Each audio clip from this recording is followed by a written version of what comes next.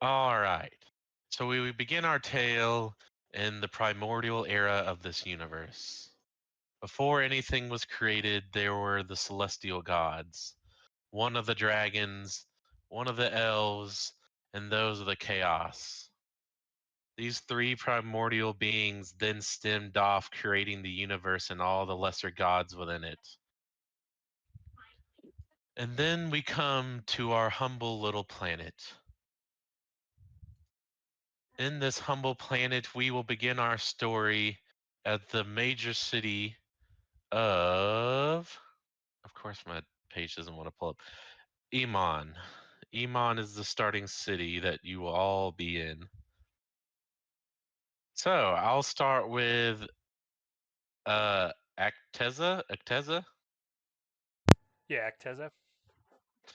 So Acteza, you find yourself inside an illustrious city, and I'll actually post under world stuff a picture of what the city looks like. So in the great capital of Amon, you find yourself in the more adventurous side of the town, which I will say is the purple district, kind of in the bottom right there towards the harbor.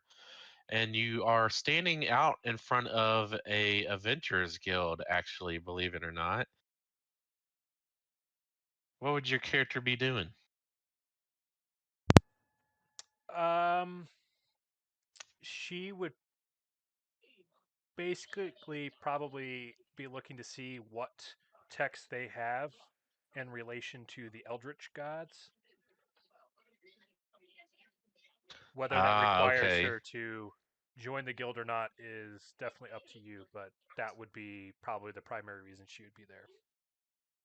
So I will say, with your like background of your character, you have asked around like town guards and officials and such, and what you can understand, outside of the castle keep, which it's like books and knowledge is held behind lock and key.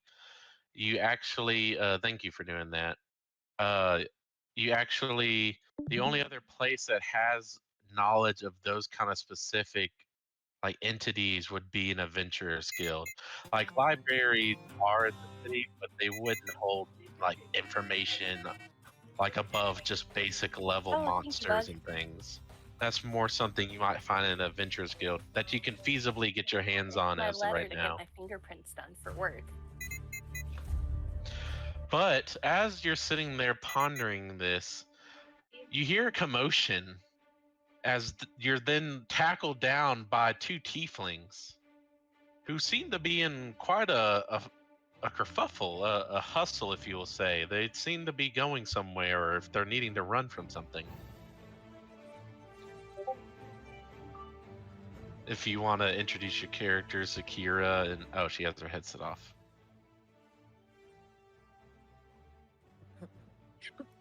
Doo-doo-doo. Yeah, I like the music, by the way. That's good.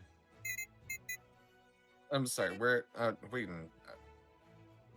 We can wait until she kind of comes back in. I just kind of missed the part of to like where we're coming in at. Sure, I can recap it.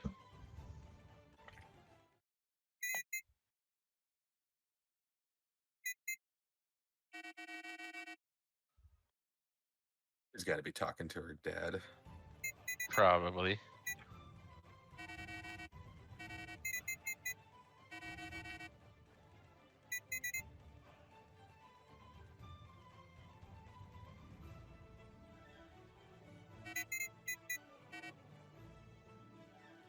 Sorry, guys. You're good. So, to recap where we're at, Acteza, you find yourself in the great city of Iman. It is a city and I should explain this, it's a city well known for its trade. Not only its trade of fine spices and jewels, and really just about everything that you can think of, you could find here as one of the trade capitals of the world, but is also very famed for its slave trade. Here you find yourself outside of Adventures Guild Hall, and I'll actually say the name of that guild hall is the Lunar Palms. And before going inside, you're pondering about the information you're searching, and you were told that the only place to feasibly get your hands on such like coveted knowledge would either be through the king's will or through an adventurers guild, such as one prestigious enough as this. But before you could finish that thought, two tieflings tackle into you. And if y'all want to describe your characters here in just a moment, they seem to be in a hustle if running from somebody. Go for it. Oof. Ugh. It appears that we have run into some kind of big oaf. Oh, sorry, I didn't mean to run into you.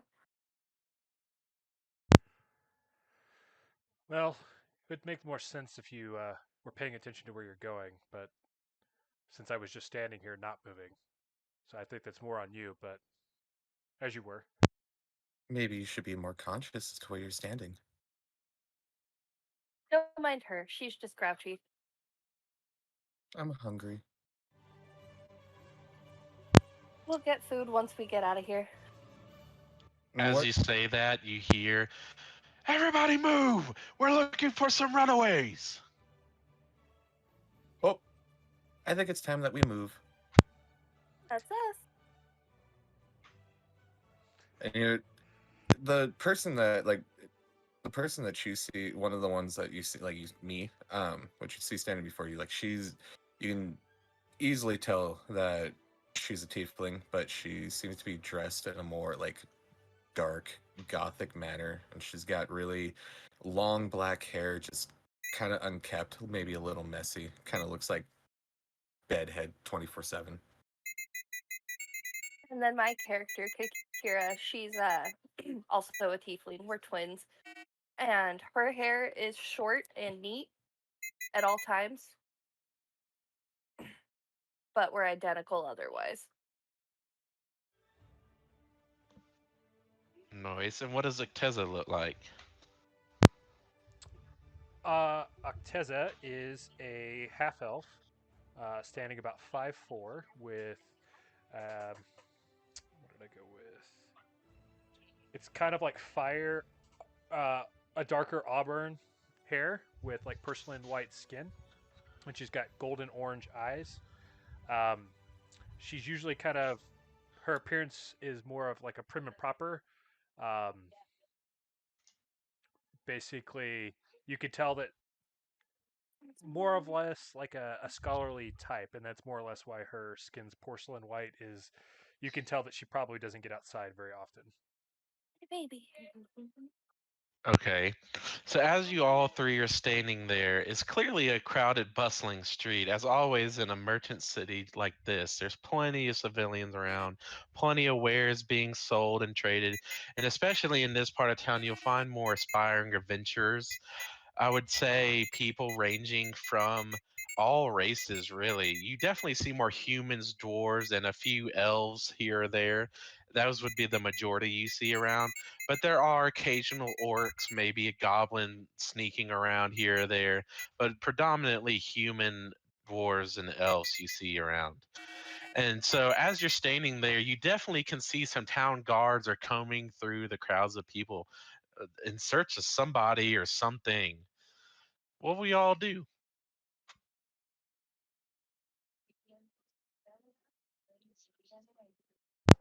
Acteza would probably continue to focus on the guild here, um, looking to see where she needs to sign up to be able to access the books on Eldritch Gods.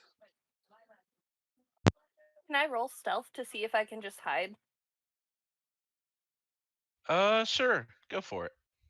It's crowded enough. I'd say you could blend into a crowd. I'm gonna Well, say Secure wants to do the same. Oh yeah, go for it. 14. Okay, say you're able to find like an easy way to hide enough. You actually both duck into the guild hall since it's literally like right next to you. So you just kind of act like you're basically you have business here and you've been going with Acteza the whole time, and just kind of smoothly walk your way in behind them. Foolish mortals can't even notice us. We're getting good at this. I hate that we have to be good at this. I see that you are accompanying me along. It's probably for the best if someone's searching for you. How do you know that you're not just going in the same direction that we are? Maybe you're accompanying us. So as you all enter into this guild hall, it's very much like the fairy tale guild hall, I would say. It's got a steep roof. It definitely has a secondary, it has a second like floor that kind of just wraps around like a porch, but on the inside of a building. Um there is a like, what am I thinking? It like cobblestone bar almost, but it's definitely like the welcome like center of the guild hall, and it's actually straight in front of you across this satin well embroidered rug of red and gold. And then on the side of that you have tables where fellow guild like adventurers are eating food like mutton and meat and those kind of things, that is being brought to them from kitchens behind doors and things. And Oh. at the reception desk, you actually see a dwarven lass. Do y'all approach? Acteza Yeah. would walk up to it. I am looking to join your guild. I hear that that is the only way to get access to your knowledge on the Eldritch gods. Is there a sign up or some other process that I need to go through? Oh, you're looking for knowledge, aren't you? Well, if you want to sign up to join the guild, you're going to have to do a preliminary quest, just so we know you're good. If I must. Oh, don't worry yourself. It's not that hard of a quest, I would say. How about this one? Looks like this one is just hunting some wild boars out by the Donwood Forest. Is there any restrictions on how they need to be returned? Oh, well, I mean, you can skin them or just bring back tusks for proof. We don't really need, just as long as you bring back some kind of proof of either their pelts or their tusks, or you can just bring back the whole carcass, but that's if you can. Sounds easy enough. All righty. Well, will it be the three of you? Acteza will kind of look over her shoulder and kind of give them a basically waiting to see what they're going to say. Oh, I guess it will be. All righty then. Well, if that is the case, then here's your proof of quest, and she hands you just the parchment with like the details on it. And we will be waiting most anticipatory for your return. Sakura kind of like holds up like a book and like she has a pen in her hand. She looks at this person behind the desk and says, "Do you mind if I use you as a character in one of my short stories?" I don't see why not, as long as you remember me if it gets famous. Oh, of course. I just needed a new character that's going to be ripped apart by minotaurs. Thank you.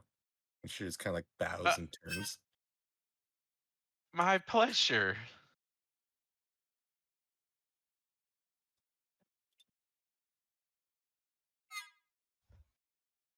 Well, I guess I'll see y'all off then. So, as y'all leave this front desk, Acteza, you're looking over this parchment paper, and it definitely points you towards the direction of the Donwood Forest, which is to the west of the town if you're like looking from the harbor. And your time here, especially as a half elf, you know the Dawnwood Forest is a very like large forest indeed. But boars are very common throughout it. You don't have to go deep into it because the farther you go, the closer to elvish territory you get, just given your half elf background. So, what are y'all doing? Looking for the nearest boar. I'm gonna roast it. All right. So I'll just go ahead and just save y'all time by going through the city. There really isn't like, unless y'all were looking for anything, there isn't really much to note. You just pass by a lot of people's houses, just small vendors and things. But you finally reach the outer gate. You kind of come to a crossroads. Well, really, it's really only one road, I would say. One's more like a non-stone path. It's more like a dirt path, like a back road, basically. And then the other leads to a nearby city called Murfield. That's what it says on the sign. The other one leads out to, well, the Dawnwood Forest.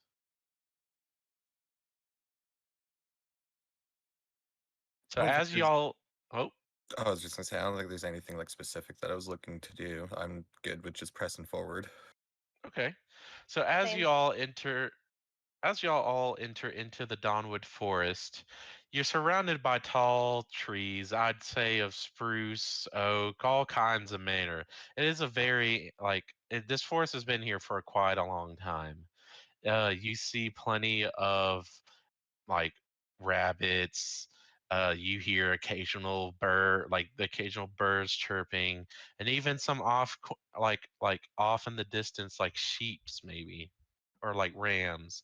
Hard to tell, but as you're venturing, following this path, it actually leads off towards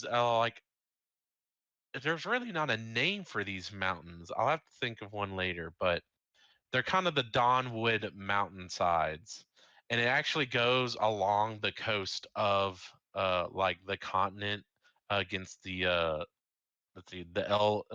Pelham Ocean. So it's kind of like these steep mountain ridge that goes for miles, and it's basically blocking you from the shoreline, and on your side is the forest. So as you're traveling down this dirt road, you're just seeing all these trees and you're getting closer to this mountainside.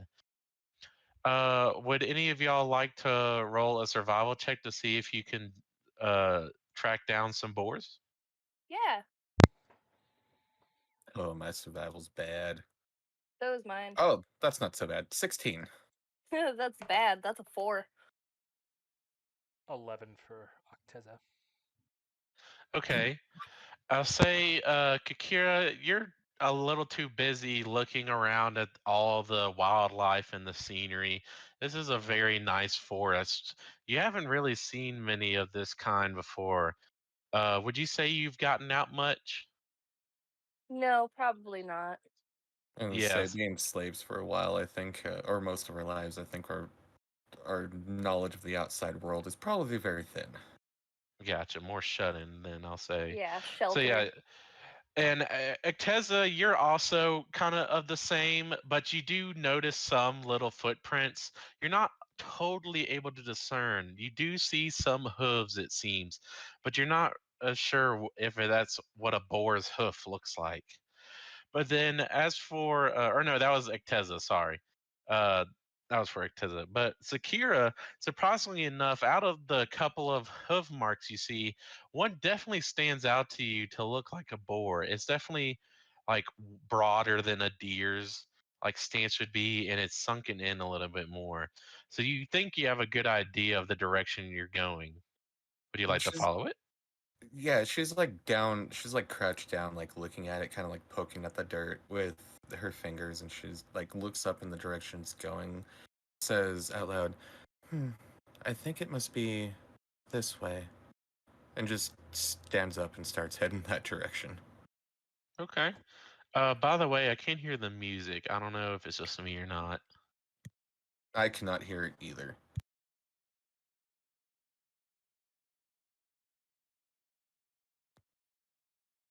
I don't hear it still, even with that. You might just have to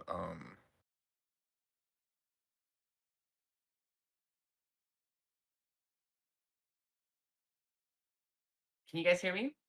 Yeah. we can hear you. Okay. So you guys can't hear it? No. No. How about now? Nope. Nope.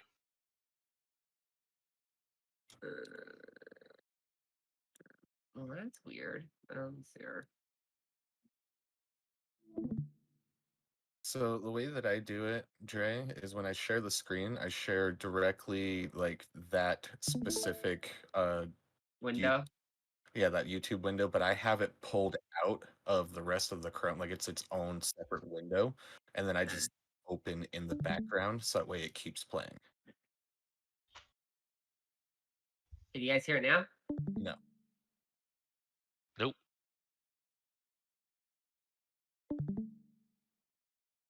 Sir. So pull the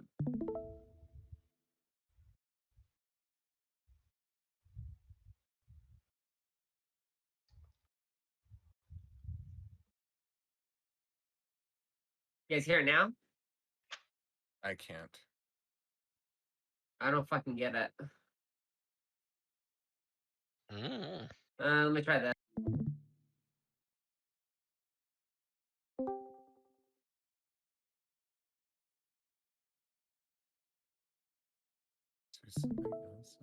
Check.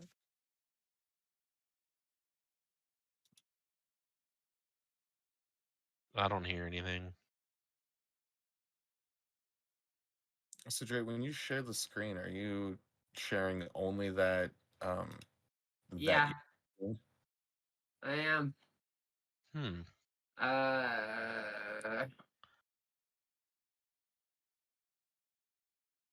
Yeah, I hear nothing. That's really weird. You guys hear nothing? Can you guys hear? Mm-mm. Okay. I can hear you. All right. Someone else is gonna have to do it then. It's fine. I'm pulling up YouTube now. This sucks. It's Don't all know why. man. What kind of music are we looking for, DM? Just like forest stuff? Yeah, just forest exploration, kind of. Just anything foresty. Okay. Let's see about this. Okay, tell me if you guys can hear me. I mean, I hear you. I hear it. Yeah, we can hear it. Cool beans. I'm gonna leave volume about right there, and then you can just adjust me from your own discords. That's what she said. Yeah. All right. So you all start to follow this track of this boar, and you just keep going and going, and you've already come a couple miles into the woods. I'd say you're about 5 miles into it, so you've been on a good little trek. And you keep following this boar, and it seems like you're just not finding much. But what I will say is, especially with your high roll, Sakura, is the tracks seem to pick up, but there's also some other tracks muddled into it. Like so, and you can't really tell what they are. They almost look like claw marks or like talons, something. But y'all continue on this journey, and you actually come across a stream. And it actually has a little wooden bridge, and as you all cross this wooden bridge, the tracks actually do go across. Something made this pig run across this wooden bridge, and it is nicely made. It actually is of like a wood elf design. Whether it's actually been made by humans or elves, you're uncertain of. But as you make it across this bridge, crossing over a pretty good sized river, like a medium boat might be able to fit on it, but it's a decent river. You come across to an outer side of the Dawnwood Forest, which is right up against the mountainsides, and you actually start to hear something. You're hearing a pig squeal, if you could imagine it, just off in the distance, and is definitely running from something, but you can't tell what. Until all of a sudden, a pig just bursts out of the bushwork, running right towards y'all before it can even stop. It's just literally almost gut like head butted you in the gut, Akira. How about Dre? Could you describe me your character? Yes. Oh crap! What you guys see that comes flying out of the bushes is a young amethyst wyvern. Her soft lower skin is pure white, while her upper back is covered in amethyst crystals. Between her two kind of round horns, she has like almost looks like spiky hair, but it's amethyst crystals. And she has four small eyes each one next to each other with bright purple irises. And she just comes bursting out and jumps on top of the boar with her back claws gripping into its thighs. Her wing type claws grip to its shoulders as her long neck kind of curls up and she bites the side of the neck of the boar, kind of like a snake strike. You all see this wyvern just viciously rip into this boar. The boar just screaming out as it's being devoured almost. I will say, Acteza, you know this wyvern. It's actually a close friend of yours, believe it or not. I should have mentioned that you knew of that wooden bridge you crossed. And the reason it looks so elvish made is because you help get it made. That way you could easily travel to see your friend. What are the rest of y'all's reactions to a whole little baby dragon jumping out? Sakura is sitting cross-legged on the ground with her notebook, and she's taking notes of this gruesome scene for inspiration later. I would like to try to befriend the wyvern. Roll me an animal handling check. And for sure, tell me how you approach her while she's like Yeah, I want to hear a like description. face deep in the side of the neck of a boar. You hear 18. Okay. I'm trying to think if do you want to like roll to contest that or no? No, she's snacking away right now.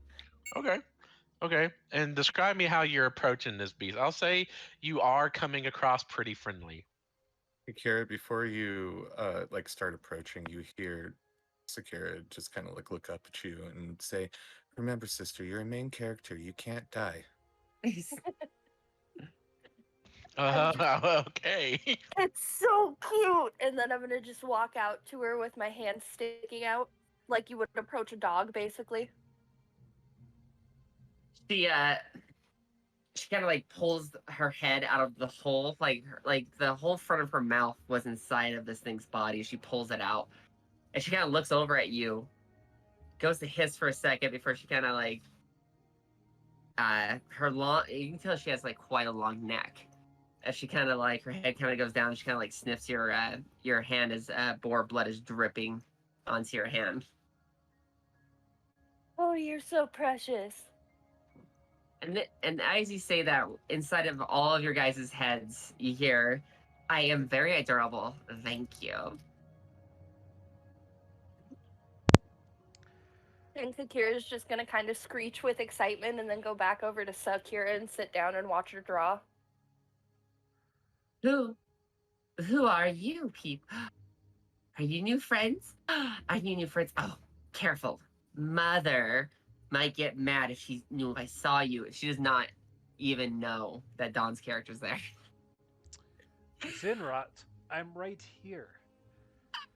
Please leave at least one of the tusks, because we need to turn it into the guild if we're going to join it. Her face just seems kind of frozen. It's like her soul shattered. And she looks over and goes, as you hear this, all of you guys hear this in your head, I was simply hunting. I did not draw attention to myself. I didn't even fly at this time. It's fine. I know I said no chasing, but luckily for you, you chased the thing we needed to kill anyways. I was hungry, and oh, you need this? Oh, and she kind of looks back and forth and goes, "Do I get a gold coin for my allowance?" And she like her neck kind of does like a little slithery snake type of movement. Acteza will hand you a gold coin. She grabs it and she immediately scurries off towards the cave.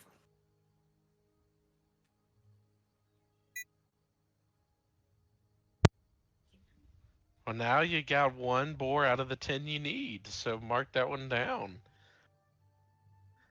Well, do you all follow Acteza or not Acteza, Zinrod, or are y'all gonna continue the boar hunt? Acteza will call after. Zenrot, wait! Before you take the gold coin back, we need 9 more of these. Kind of walks over and like her head with her long neck kind of like pops out. Fine. And she kind of puts her head underneath her wing as she kind of places the gold coin in a little hidden pocket between her scales. I can hunt. You need me to hunt, right? Could probably make this go quicker, seeing as you should have some natural affinity for finding these boar. Can I fly and find them? Mom, please, can I fly? If it pleases you. She's all like tapping her two little claw wings on the ground before she starts climbing up a tree very quickly. Just to give kind of some preference, she's about like so she stands on, she's a wyvern, so she has 2 wings and then 2 legs. When standing, she's like 7 feet tall from like the top of her wing all the way down, but her body is like 15 feet long. Yeah, she pretty sizable, like a large crocodile. Very noodly. Yeah, Danger noodle. yeah, big danger noodle, Crystal danger noodle. a crystally danger noodle. A pretty danger noodle. Yes. And she totally fucking hops off that tree and starts flying around. Quick question. I only have like a +4 to my survival. Would that be a little bit higher with what I am? I'd give you advantage to your perception, like for smelling. Oh, no, gotcha. I meant just like in general. Like, would I have a better bonus to my survival at all, or is 4? That might be accurate for what Yeah, level. I'd give you an advantage at survival just because it used like smelling and because you're also flying above trees. Cool. But I'll do perception, flying. I got a 16. Okay, so with your flying, you do spot what looks like another small boar, maybe half a mile up from where the rest of the party is. It definitely heard the screeches of the other one, so it is on guard for sure. She lets out kind of like a dragon screech up. They kind of like echoed, and she goes in for a nosedive.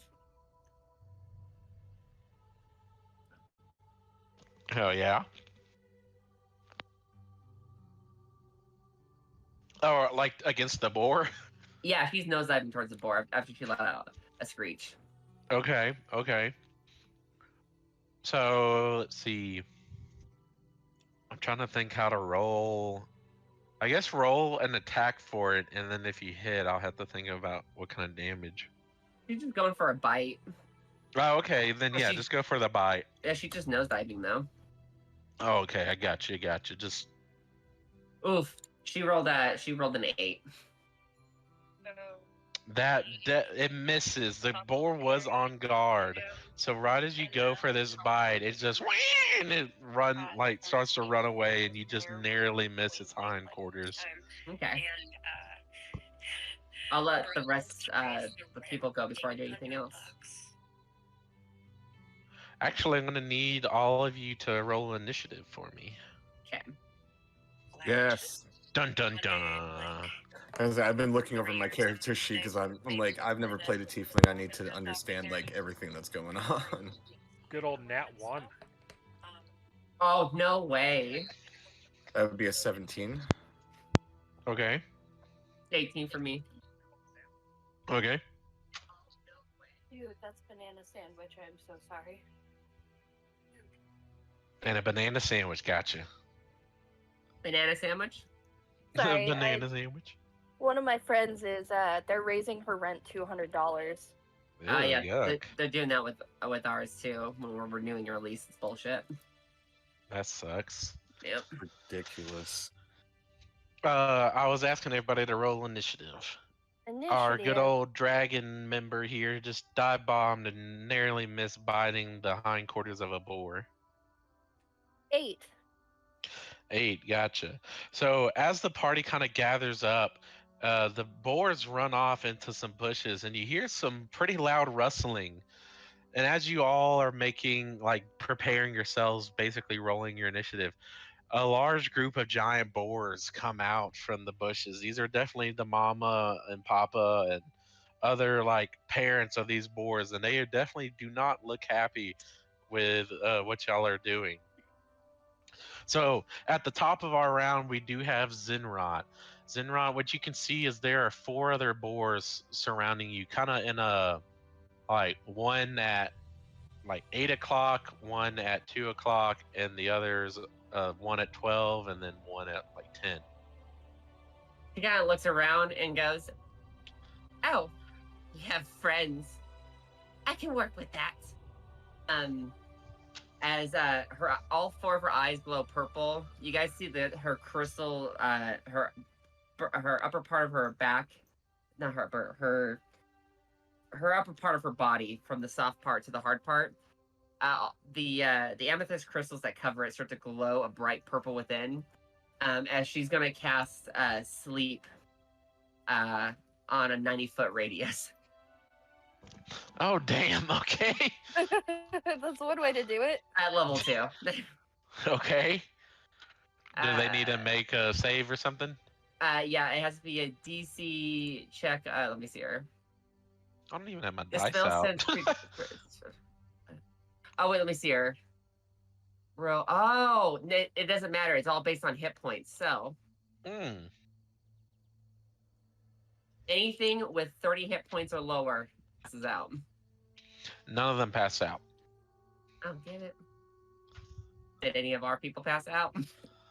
Uh, do any of y'all have 30 or less hit points? I have 24.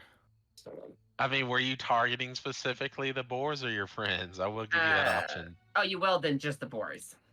Okay. Yeah, because that would suck if everybody but you just passed out. Nap time. Nap time. Goodbye. And it's like, I got this. So none of So- them passed out? No, all the boars are pretty fuming, and you try to sleep them, and it does kind of make them like shake their head a bit, like they're thrown off. But they're able to stay awake. And they got to protect their young. When she did this spell, by the way, it's kind of like a pulse of like little bright purple stars are kind of hovering around. When the spell fails, she just kind of looks at her mom and goes, "It didn't work. It didn't work. I tried." And can we get some like more battle-y music? Nothing like crazy, because it's just some boars, but still. Yeah. Let's see here. All right. And then once you're done with that, Sakura, you're up.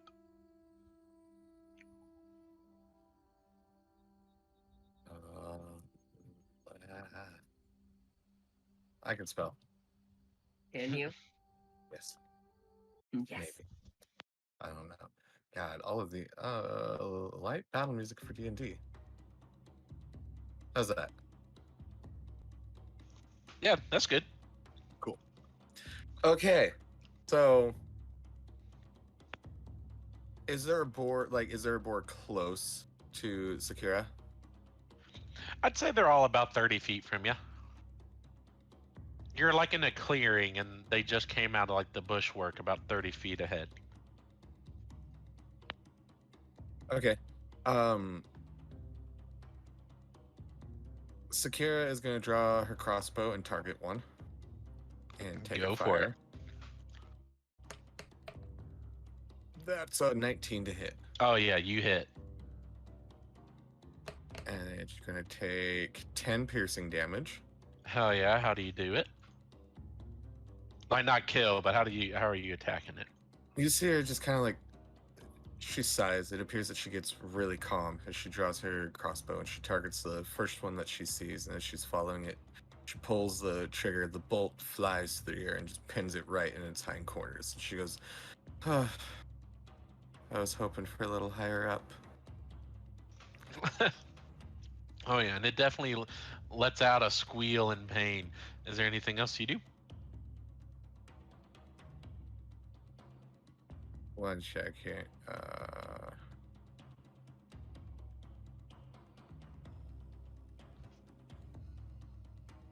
Right now, no. I'm gonna end my turn here. Okay. It is 2 of the boar's turns. The one you did hit definitely has got your number.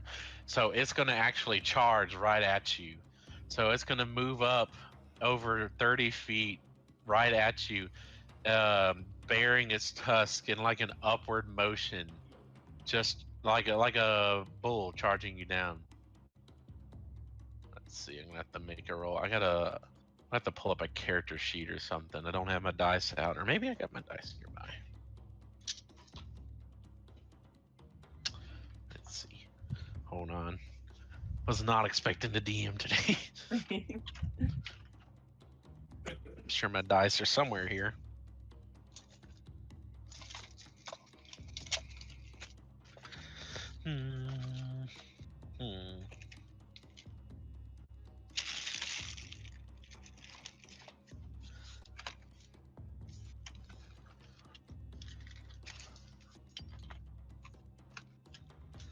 Ah, fuck it. I'll just roll on D&D Beyond. I'll have to look for them later. Apparently didn't unpack those yet.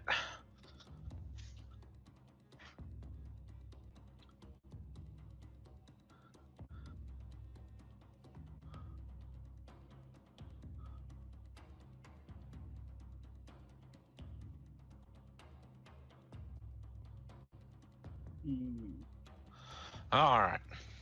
So it's going to make an attack against you. Against who? Against Sakira. Let's see. Sakira.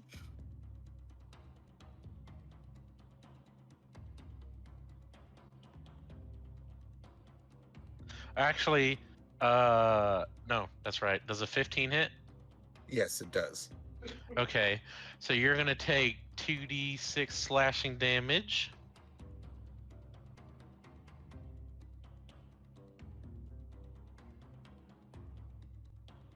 All right, so you take 6 slashing damage.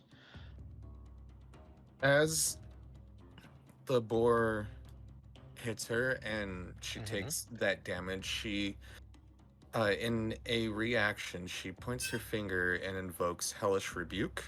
Oh Needs to snap! make a dexterity saving throw, DC 14. Let's see. Well, it does not have any advantage to that. That is an 8. Okay, it's gonna take 3d10 of fire damage. Okay. Damn, 3d10, shit. It takes 15 fire damage. As you see, like as she points and with no expression or emotion from taking that hit, and the boar just erupt, like at all the flames just erupt around it. Oh yeah, and this boar is smelling like bacon. As you cook this boar up, it is definitely looking worse for wear. It's got a little bit of a limp now, but it is still in this fight. And I'll move on to our second boar. So our second boar is actually it sees the other boars handling Sakira, but it sees this dragon who is trying to mean mug it. So it's gonna go after this dragon with a charge.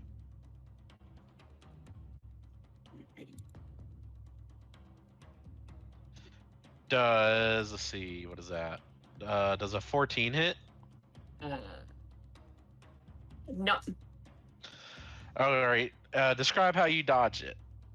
Basically, as it's like coming up, she just does like a kind of like a leapfrog over it Mm-hmm. before she kind of turns like and then her body just kind of like a U shape to like look at it as it goes over. Oh yeah, you definitely somersault just right onto over top this boar as it keeps running a little bit and it stops behind the party about 10 feet. It is now, let me check our initiative. Who was next? It is now Kakira's turn.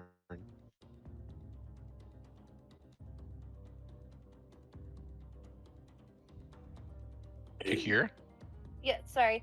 I was muted. You're good. So what Kakira is gonna do is she's gonna take out her short bow and just fire at one of them. Okay. That's a 14 to hit. That hits. Dope. Good shit. Ooh, nice. And it's 9 piercing damage. Okay, were you attacking one that's been hit before or one of Yeah. the healthy ones? Okay. One of the ones that have already been hit.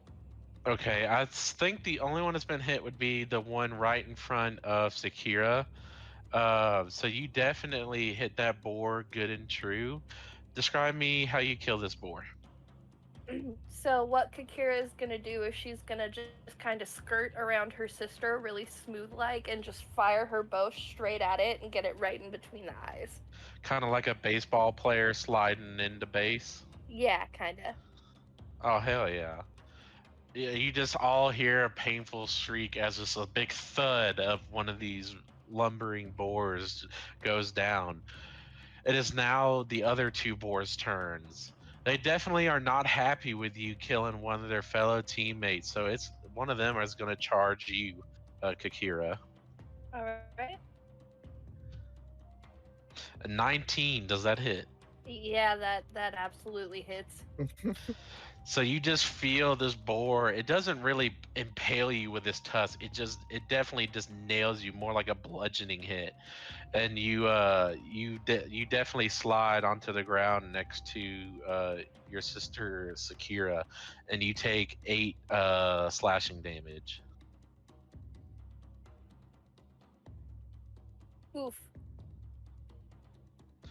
Now the next boar is looking around and it sees its other boar miss, so it's gonna try to go after Acteza now.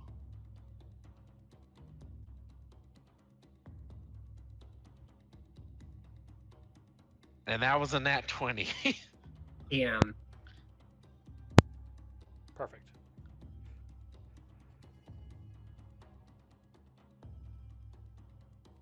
It's gonna do 13 damage to you.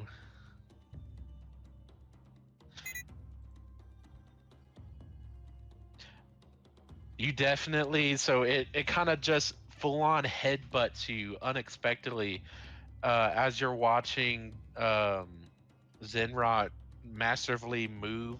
This one just sucker punches and you go sliding back and just are barely able to keep yourself up as you're grabbing onto the ground. It is now your turn. Acteza. Yeah, I'm debating on. No, you're good. how It's gonna work. I just was best. making sure you knew it was yours. Yeah. Acteza's gonna cast Guiding Bolt onto that one there. Okay.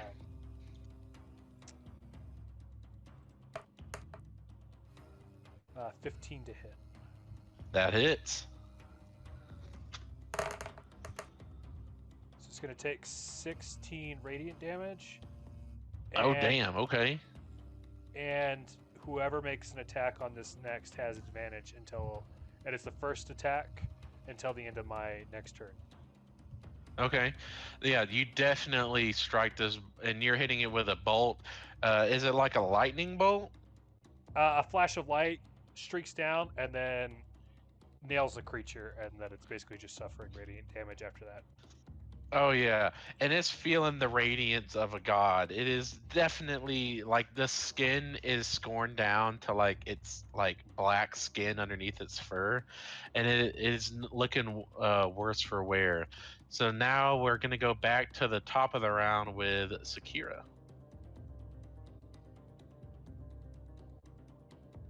on. Sorry, I was reading something with my Uh, character. Wait. Also, sorry for Or no, Oh, that's Zenrod. Never mind. Sorry, it was Zenrod.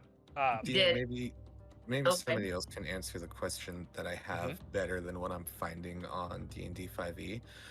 What does arcane focus do for me?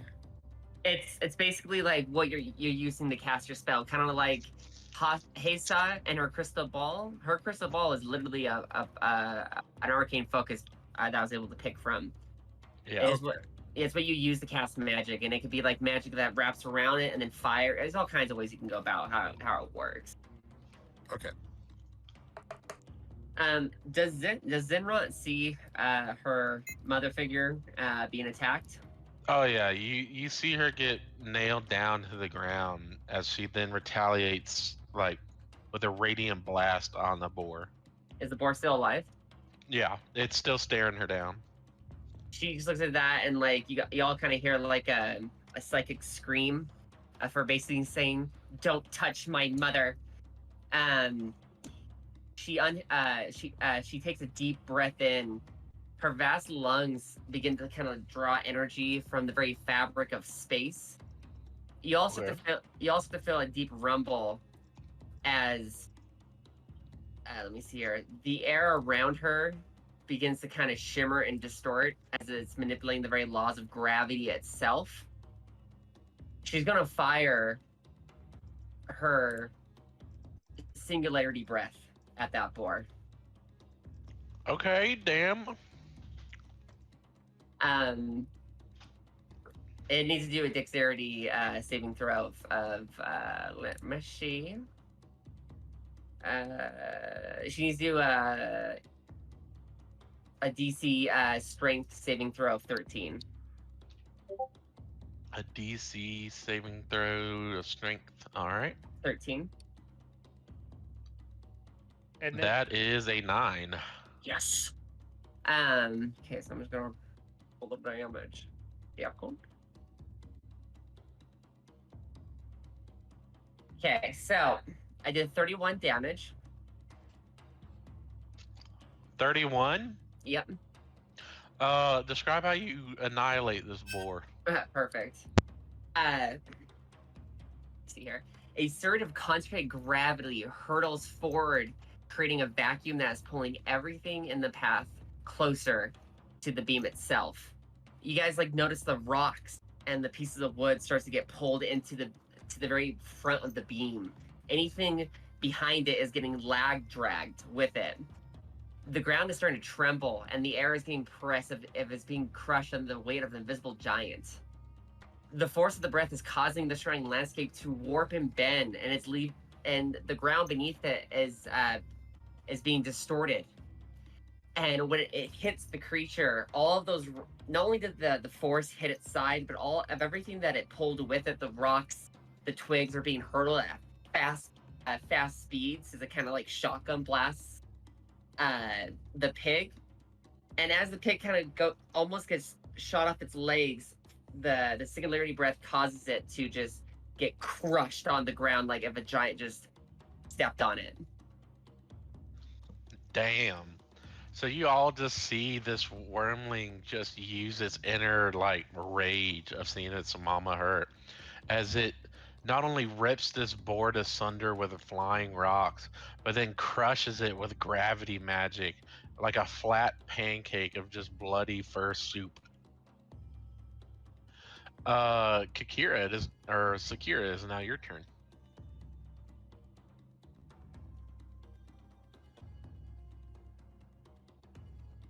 I will say there is a boar next to you in Kakira after you killed that last one.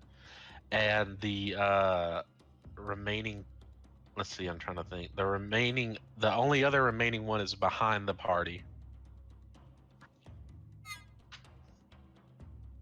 You're muted. How close would you say the closest one is to Sakura? There's one standing right in front of you. Okay, perfect. You see as Sakura kind of like she claps her hands together and kind of draws backwards, and you see her. There's just like magically appearing in her hands is this giant sword as she's casting Doomblade. Oh snap! Okay. Hell yeah, hell yeah. Let's see. Only you can use this weapon. It deals 3d6 necrotic damage. Okay. Um, Damn. And I believe this is just when I use it. I believe it's just an instant hit. It doesn't tell me to roll anything for a hit. Read the spell to me. So all it says is, as a bonus action, you brandish your holy symbol and shout a command word, forming a black great sword in your hands made of dark energy. Lasts for 1 minute. Only I can wield this weapon, and it deals 3d6 necrotic damage instead of 2d6 slashing damage. When you let go of the weapon, it disappears, but you can bring it back to your hands as a bonus action. If you are tuned to at least one magic melee weapon, you can choose for the Doomblade to take on the properties of one magic melee weapon you are tuned to of your choice. Oh, I use this as VMAC, I think. At least I want to say it sounds very similar. How it reads, it sounds like you just are summoning the weapon, so I'd say you'd need to make a hit with it, like a regular weapon. But it has that extra damage. I can just roll for my using one of my daggers. Everything I have as far as hit is +4. Yeah, I'd say you're proficient with it for sure, because you're just making it with magic. Alright, so I'll just roll a dagger. Does a 21 hit? Yeah, you nail the hell out of that thing. Roll for damage. The 3d6 necrotic damage, 13. Okay, damn. And the way I'm kind of thinking necrotic damage works in my game is it kind of withers the target. So describe me how it looks. And you see her, she makes the slash, and it's quick and smooth. Within a blink, you would have missed her make the slash as it cuts the boar, and you see it just kind of leave this, at the wound almost appears to have, black, smoke coming from it. Signifying the necrotic. Hell yeah, and you leave this glorious gash in this boar as it lets out another scream. And is not looking too well. She's not done. She is also as you see the grip of her hand loosen and the Doomblade just disappear. She also claps her hands together again, and we're going to try to hit with Produce Flame. This one, it appears I have to roll for it. The flame should... No, wait. Yeah, no, it does damage. So I can just set it on fire. Does a... That's not going to hit. 10 hit? Narrowly misses. Damn it. Okay. The boar just narrowly dodges your flames. I think that's all I can do for now. Okay. So as your turn ends, this boar is going to take its action, and it is looking for some revenge. It sees you straight in front of it, and it's just going to go for a tusk attack on you.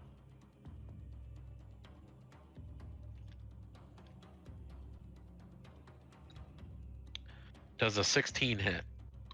It does. Okay, let's see.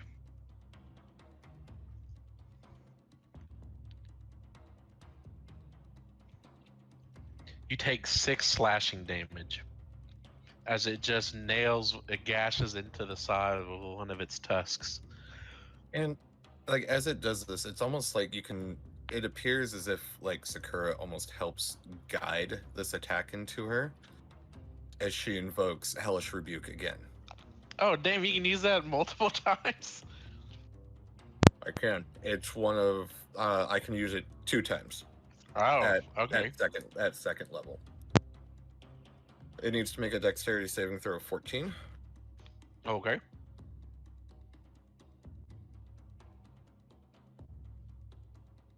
That is a 9. It's going to take the 3d10. That would be 20 damage of 20 fire damage. How do you kill it? as as you see her like guide the tusk into herself, so that way she can invoke the hellish rebuke. As she kind of like guides it away, she just claps her hands again, and the entire board just erupts into flames and slowly just falls to the ground as it's shrieking in pain. Could you, I just imagine you as the dude from Jujutsu Kaisen clapping his hands together. hey, stupid. Could you imagine if an animal activist was listening to this right now? Oh Lord. And you fail this great beast, and as it topples over, it is now Kakira's turn. All right, how many do we have left? There's just one standing behind the party, and it is now turned around and is just now realize it's like looking around and realizing it is the only one left alive. Okay, so I'm gonna go ahead and turn to face that one, and we're just gonna swing at it with the rapier. That's fair. Fair, fair. Go ahead. Does a dirty 20 hit? Of course. All right, that's gonna be 8 piercing damage. Okay, Eight. describe how you do it. She's just gonna, with a lot of finesse, as she's twirling around, she's gonna draw her rapier, and she's just gonna stick it straight into its side. Oh yeah, and as you skewer this boar, it just squeals. Is there anything else you do on your turn? Let's see. Gonna use my movement to back up a couple of feet. Okay, it will take an opportunity of attack against you. That's fine.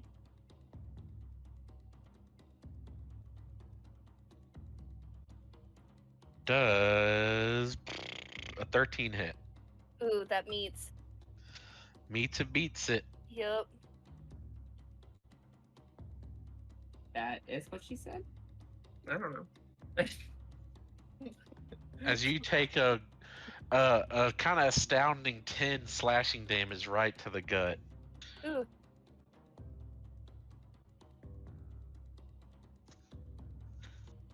And as you move back, is it the end of your turn? Yep. That Awesome. ends my turn. The boar is now gonna take its turn, and it is looking down. It already hit its mark once. It's gonna try to hit its mark again.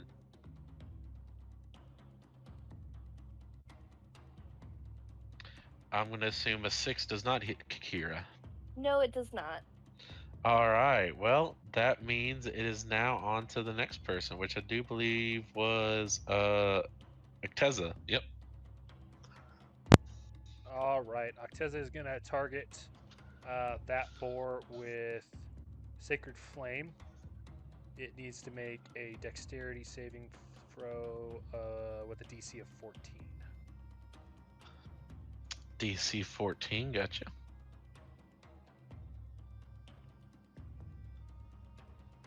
That is a 10. All right, so it's going to take 3 radiant damage, essentially a celestial flame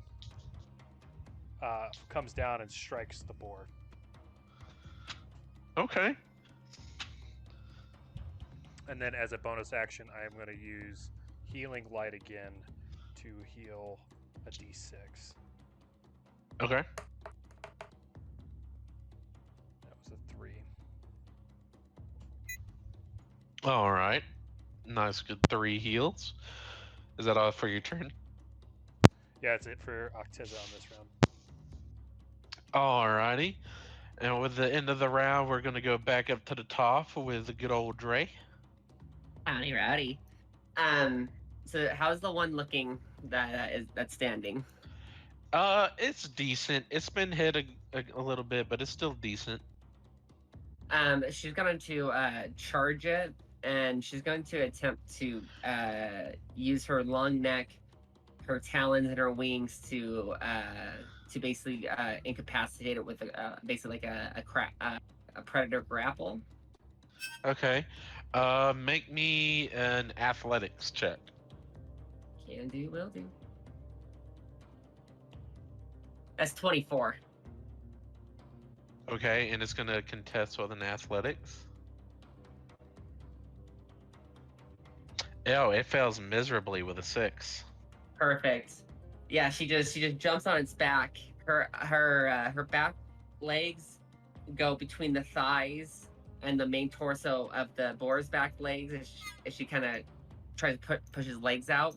Her wings kind of wrap around its chest as she bites into its neck, uh, uh, basically subduing it. Gotcha. Does a 21 hit for damage? Oh, for sure.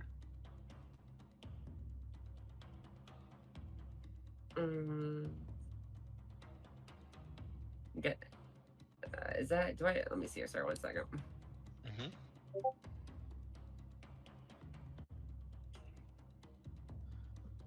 It's a 1d10 plus 4. Okay. Gotcha. Here. Let's see how 1d10 plus 4.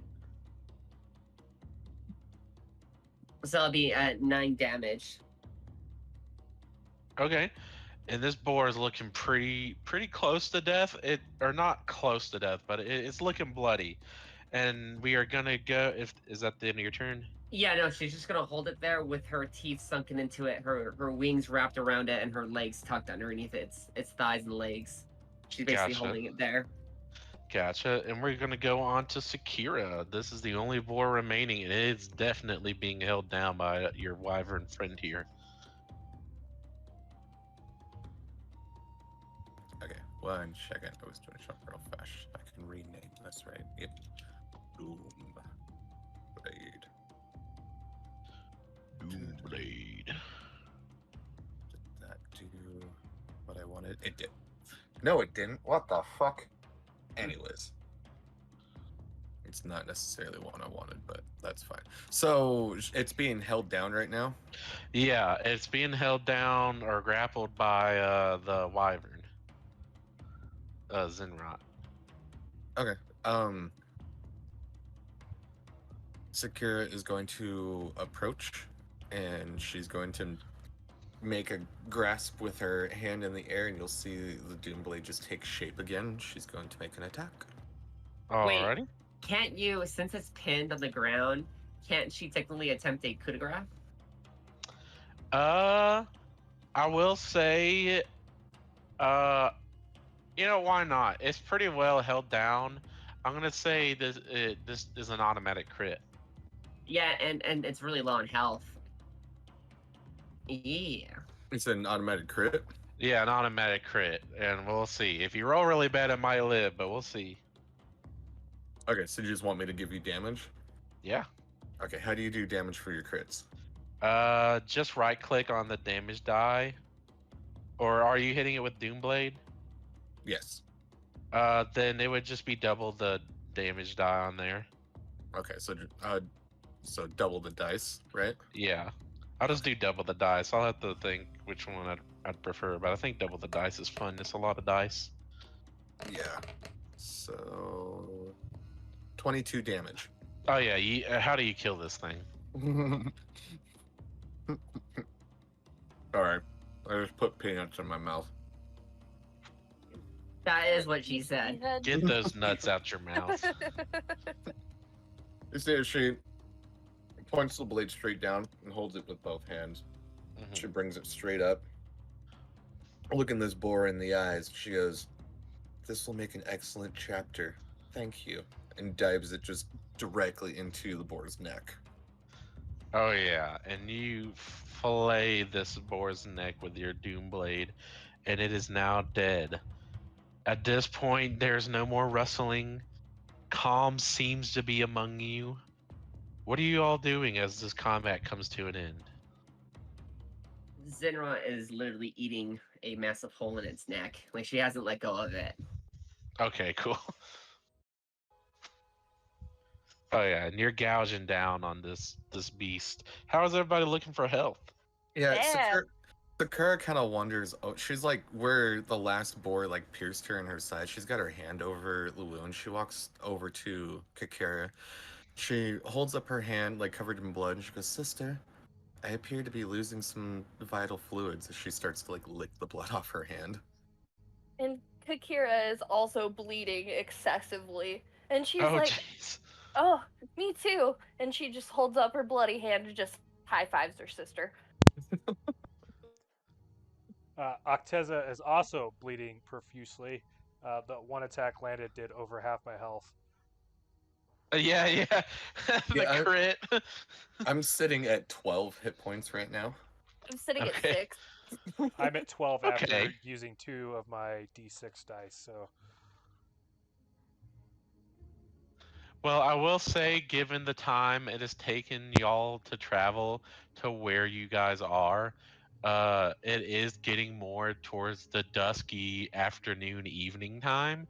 So if y'all wish to take a long rest, y'all are more than welcome to. There is a nearby cave y'all could go into if that's what if that's what y'all wish. Blah blah blah. Yeah, if mom allows it, she'll allow it. But she's busy eating right now, so she doesn't really care. Yeah, Sakura would definitely be looking for like a place that she could take a rest and gain some hit points back. Yeah, same. yeah, so I'd make sure that we secure Tuss from the 4 that we just took down, so that we have 5 of the 10 before heading to the cave. All right. Yep. And you are halfway done with your quest already. It's been a harrowing journey, clearly by the wounds, but hey, you're getting there. So y'all are heading to the cave. Yeah, and she's for sure like she's actually like kind of walking backwards because she's actually like dragging that boar. Like she hasn't let go of his neck. Okay. And I'll actually let Zinrot take the floor and kind of describe how your cave looks. The like that little bit So, of surrounding sorry. outside and inside. I actually have to go to NA. It's a requirement for my probation, so I actually got to Oh, bounce, okay. guys. Oh, Okay. okay, so that sucks, but understandable. But I will try to get back before it's over. Cool beans. Fingers crossed. Alrighty. All right, bye, guys. Bye. Bye. When we get there, it's like it's kind of the cave itself is kind of in like an indentation of a very broad, you know, like those broad, almost square-looking like ridges, cliffs, or mountains that go very high up with like ridges at the bottom. So it's kind of like that on the side of a cliff, and the cave entrance is between 2 ridges. And the thing you guys will notice is like the ground itself has kind of starting to show like little signs of like gray sand, kind of starting to scatter through it. And there's like little hints of like little amethyst starting to kind of grow. And I'll let Dawn kind of describe the house that would be in there, deep inside. It's a deep cave. As you guys kind of go in, it is pretty deep. Yeah, so the log cabin would be kind of like your typical rustic sort of thing. There's like a little porch with a bench on the front there with like a little campfire or like an area for a campfire just in front of it. But it's like one of those like studio apartment sort of setups inside where it's got a bed and like a dining area, but there's not a whole lot there. It's bare bones what would be needed to be comfortable, essentially.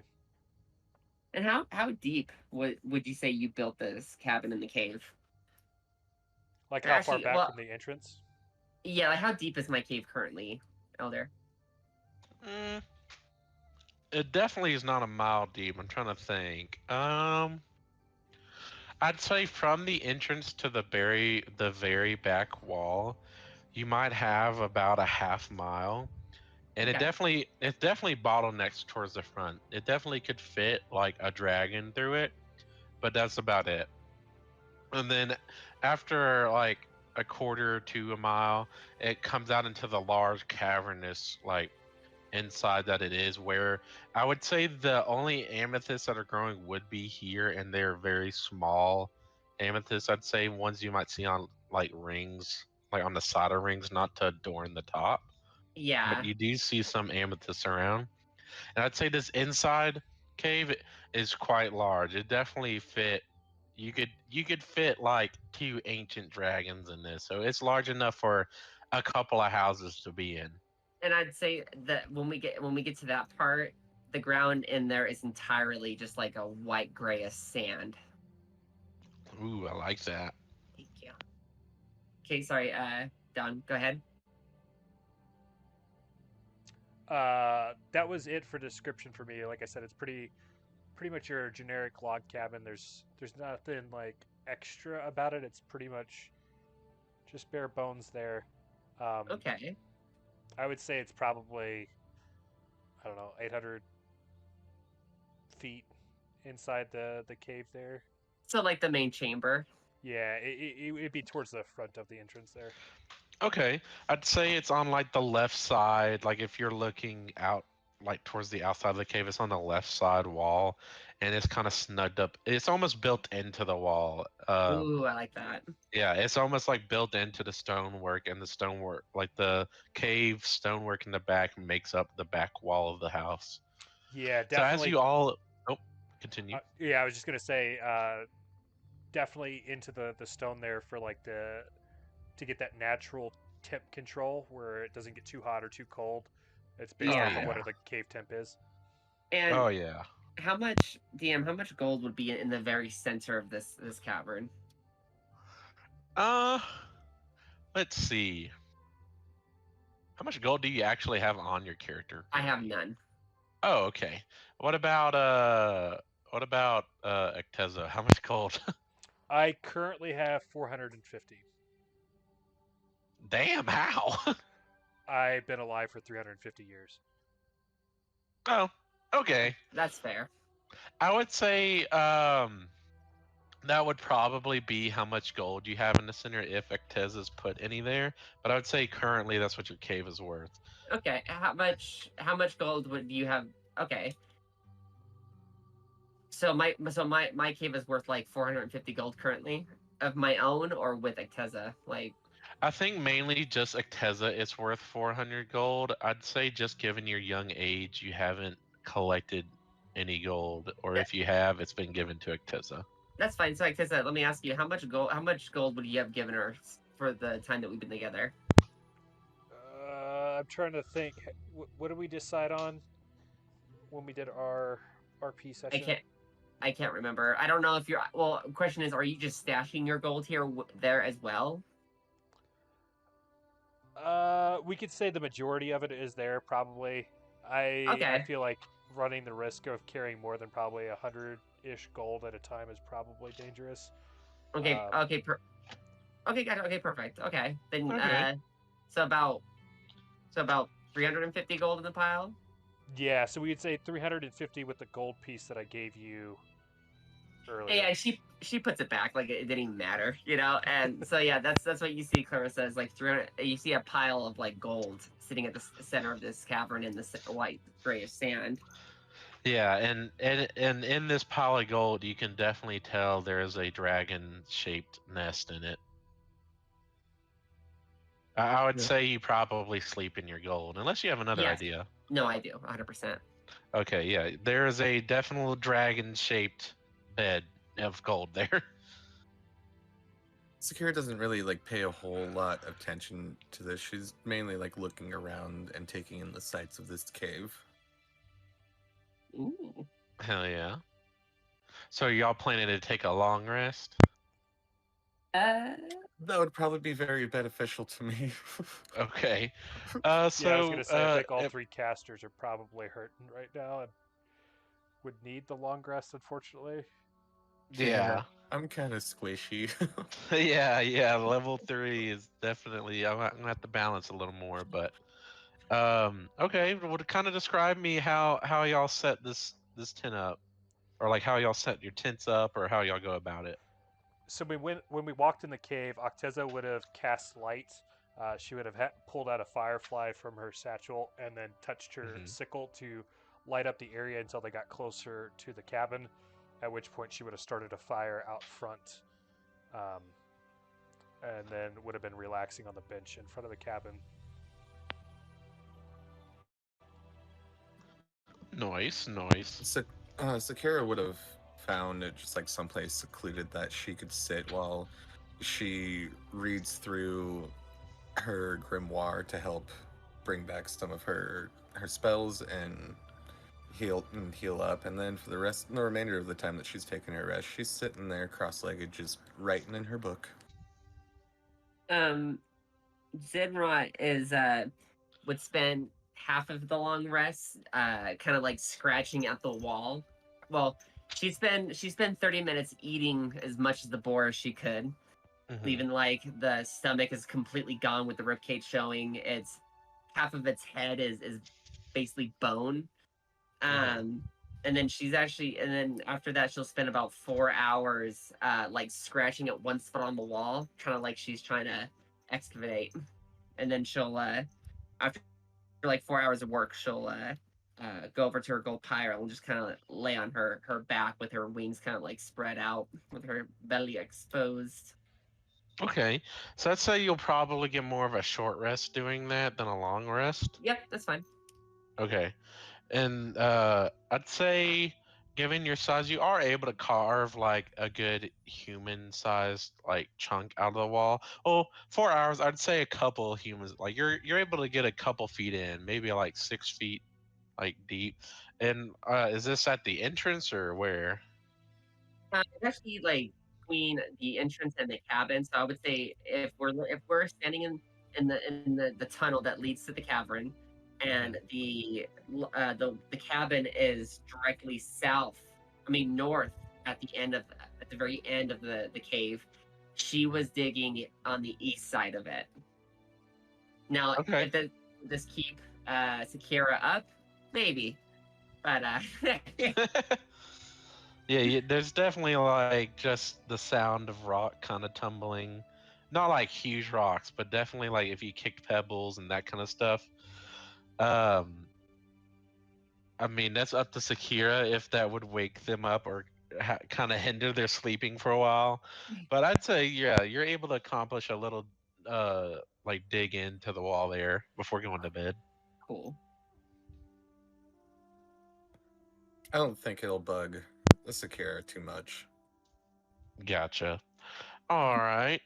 Well, as y'all all restfully take a long rest, I'd say y'all aren't really disturbed or anything. Not many like wild creatures out here are gonna go into where they know a dragon sleeps. Even if it's a teeny one, they still don't want to mess with it. And you all wake up to a peaceful new morning. What are y'all doing? Do y'all just get right back to the hunt? Do y'all eat some breakfast first? What are y'all doing? Sakura will. Anybody like who wakes up, you'll find Sakura just like kind of sitting again, cross-legged in the middle of the room, this time frantically writing in her notebook. Acteza would be going through her books. I'm actually going to have to hop out for 15-20 minutes to put Artemis to bed, but it shouldn't be more than that. We'll kind of see how it goes. Okay. We take a I'm quick fine break if. then? Yeah, let's take a quick like 20-30 minute break. I'm gonna go make some food real quick too. Yeah, Okay. this will let me take my dogs out and get me some food too. Cool beans, All guys. right. Oh, I'm down. Did you say you're Like- running? Okay. Yeah, she's frantically just writing line by line as quickly as she can. She doesn't seem to be breaking a whole lot of concentration from this at all. How close to the gold pile would you say you are? I'd say at least like maybe 5 feet away from it. You start to hear like some gold sliding and some like rustling as her head kind of pops up out of the gold with her neck. She got like her neck is like 5 feet long. I mean, attached to the main body. And like as like some of that gold comes like rustling down your pile, like one gold coin kind of like rolls past Sakura, and without breaking concentration, still writing, she quickly grabs it with her free hand and just throws it back to the pile as she's still writing.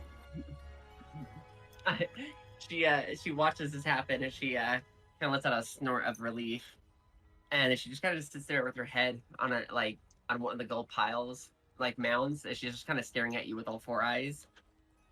And in your So- head, you just, okay.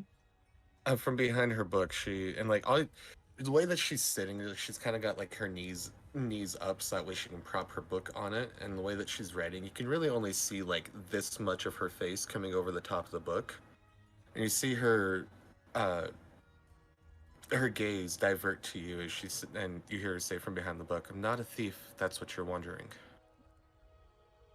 Oh, no, no, no, no. I didn't think you were a thief, but when I saw you throw the gold coin, I just had a good feeling about you. I like books. What are you doing? What are you writing? She goes, "Well, I like to write short novels. It helps with what goes on up here." She kind of like taps her temple with her pen. "But last night I had a really vivid dream, and I needed to write it down. This felt like it was a perfect chapter." Oh, and she like comes like like charging out of her gold. Her little kid excitement with how big she is not a good combination. And she like almost knocks you over. She kind of like wraps her, does like a U shape with her body, just like right behind you, as she rests her soft white underline of her neck and jaw on your shoulder. She looks at your book. I love stories. She goes, "Oh, can you read?" Oh, yes, yes, I can read. I can also describe. Well, I'm actually, I'm kind of a scholar, you know. So, I. are you gonna read like as she's writing? Yeah, she'll read as you're writing. Okay, so as you watch Sakura continue to write in her book, the word, like as you read what she's already written, it seems to be describing a scene where Acteza is running through like some random dungeon being chased by piles of gold.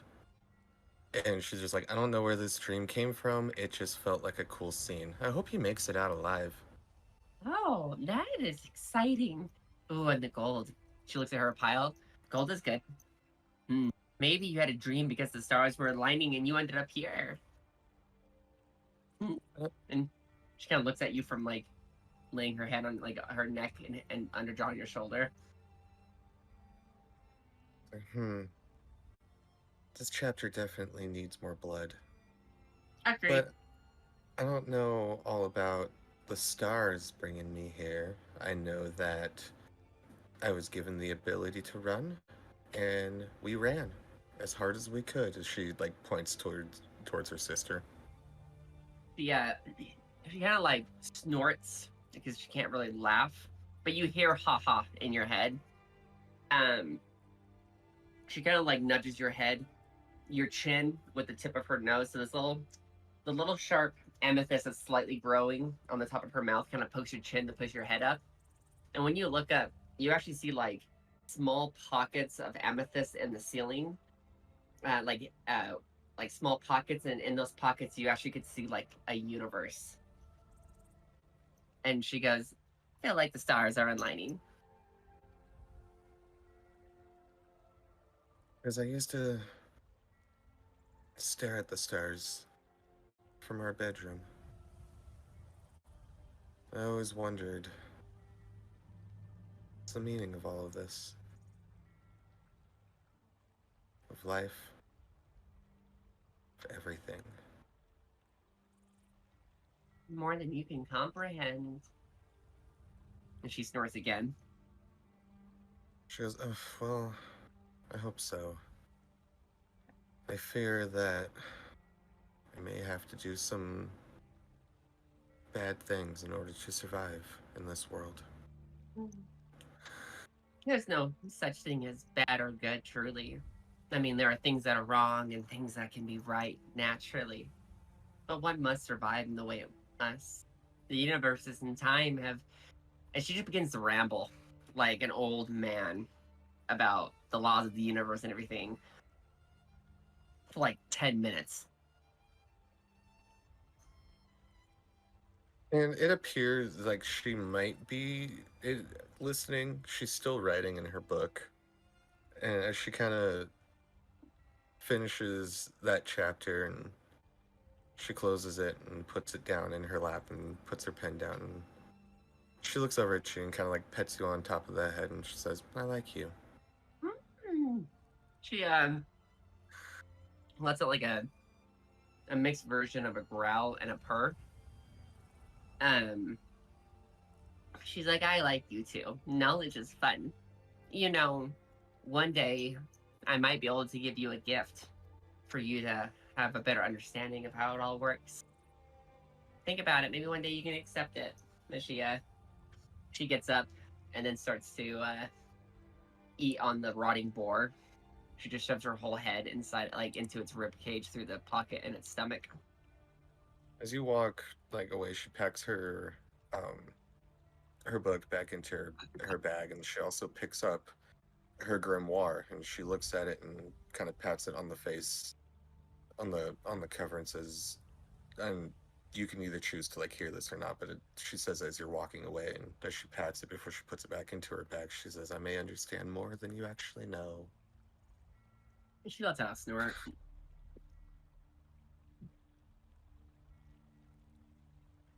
Don, are you there? Can you hear us? Don. On Julio.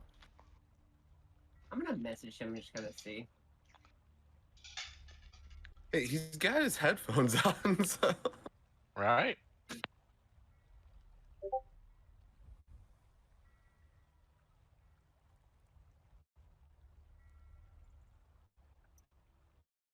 I messaged him. I'm gonna say apparently he's paying attention now.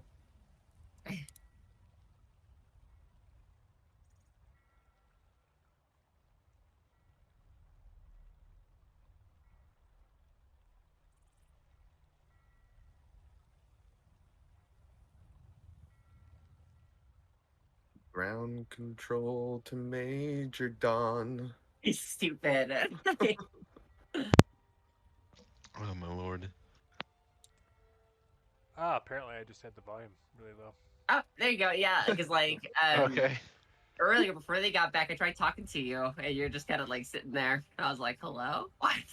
Yeah, me and Dre just had like a good 15-minute RP sesh. Oh, nice.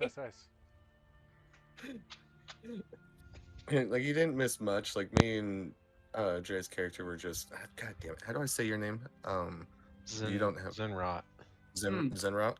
Yeah, you need to change it in the server when you can. Yep. Right now. Me and Zenrot just kind of had. I woke up first thing in the morning and was just sitting about 5 feet away from her little gold bed, writing frantically in my book. And so she asked what I was writing, came over and read it, and what she read was she was writing a scene where your character was running through some random dungeon being chased by flowing gold piles. And she said, "I don't know where this came from. I just had a dream about it and decided it would make a perfect chapter." And that's about really all you missed. Nice.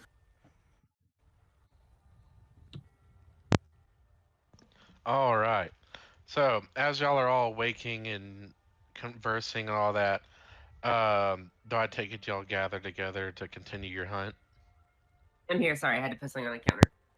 Oh, you're good. Yeah, I would assume so. Okay. All right. Well, as y'all gather up to continue your hunt, I'd say honestly finding the rest of the boars isn't a huge challenge, especially with a dragon with a bloodhound's nose on it. Y'all are pretty much able to find the rest of the boars with some simple ease. There's no big boars, so there's really not much combat needed ahead. The big boars are basically like the big mama and papa adults trying to protect the rest of the herd. So the rest was pretty much easy pickings. So I'd say you're able to complete your quest pretty much easily. And at that point, I mean, you're free to go back to the city, but I will say at this point we might have to end it because it's all I had planned short notice. I didn't expect y'all to like blow through that encounter so well. We could, I don't know, role play and you know, in the woods and in the cave, and maybe do side stuff if you guys want. I'm fine with that. I was gonna say I'm down for either or. I might see if Colton's wanting to just chill in game and talk about what happened. Because I assumed about Yeah, how's he? nowish is when he would probably be hopping on if he was gonna decompress. Gotcha. Okay. I'm fine with it. I'll say that Zinrot has been like trying to take all the skin and muscle off of as many skulls as she can. And she's kind of lining them up in like different locations along the tunnel and the cavern. Okay. I will say they're not magical beasts, so they wouldn't really add much value, but they add an aesthetic look. Yeah, that's all she's kind of going for. It's her own like little Gotcha. collection. Yeah, any boars that wander into the cave entrance would see these and definitely hightail it the other way.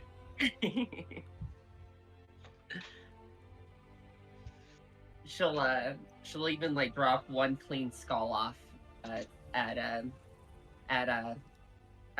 Acteza's cabin door. She'll actually leave like a little pile of bones, like kind of like a gift.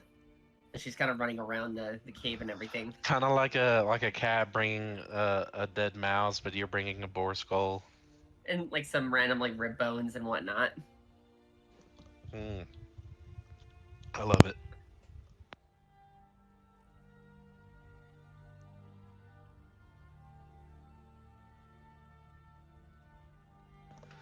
Well, if everybody else has not much left to do, I'm fine with just ending it here then.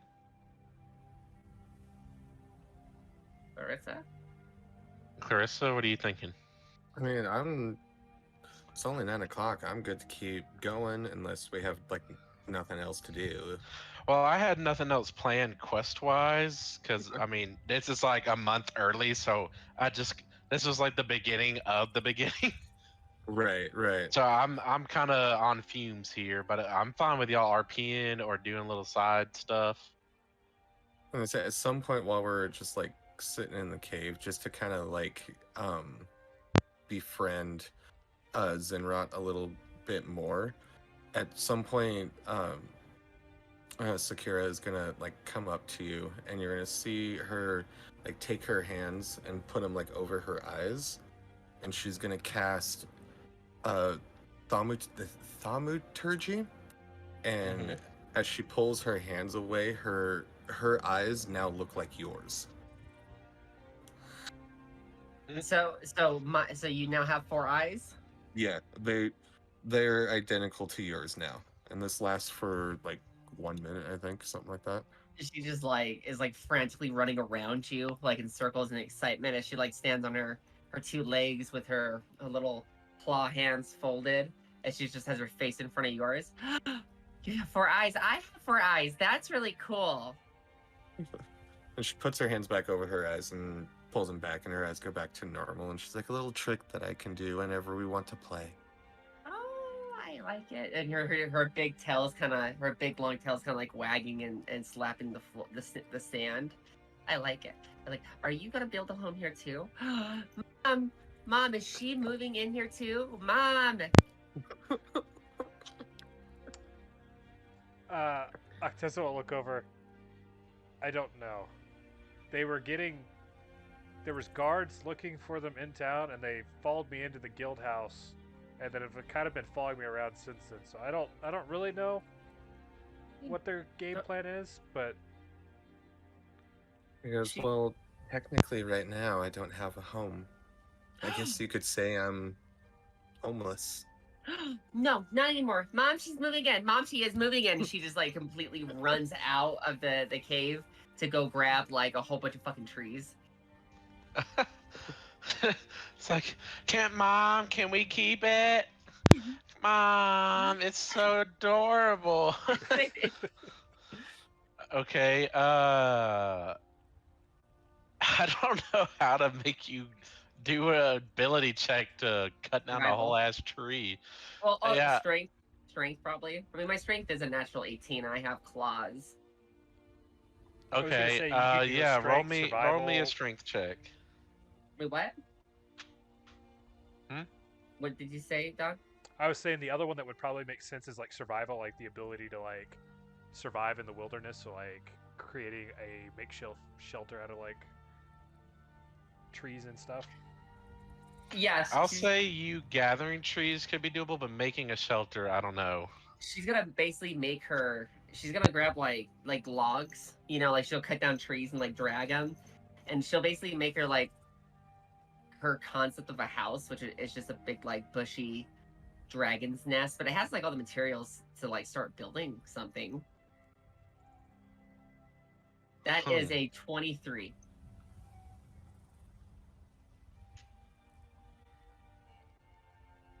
Doesn't have to be all of the materials, but she's definitely like dragging trees in there and just like trying to do something.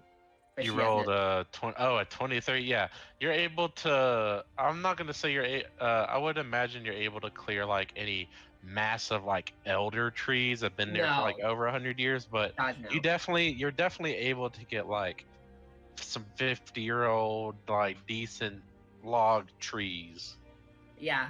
So it's like you're just standing in there as she just comes running in and back and forth, back and forth. She's bringing all these cut down trees with the bushes all like scraped off from being dragged, and she kind of makes you like a weird nest. And she kind of looks at Axa's house and then looks at yours and looks at it and goes, "It looks the same. You're home." Yeah, I imagine what you're looking at. It's not as like in my world, dragons are definitely a noble creature. Even though you're a baby, you definitely have that baby aspect to you. So it's not as crude as like a bird's nest, but it's not like far above. It's like a fancier bird's nest. With logs. Yeah, made out of whole ass trees. She, uh, Sakura's gonna like climb into it and just like sit cross-legged. And she goes, "This is perfect. I like this. This will do." You know, she's like looking at you with her tail wagging in the sand, and she goes, "Also, I can protect your gold. You're welcome to store it. You know, Mom stores it here too. And, you know, I'll protect it." She kind of like tilts her head to the side. And she goes, "Oh, well, I don't have any gold." If you go get a quest, I can. And she looks over at her mom's cabin. Does she see Acteza anywhere? Yeah, Acteza would be sitting on the bench on like her porch, reading one of the books from her library. She kind of looks at you before she kind of like gets really close, like she gets into Sakura's new massive nest and gets close and focuses her telepathy on just her.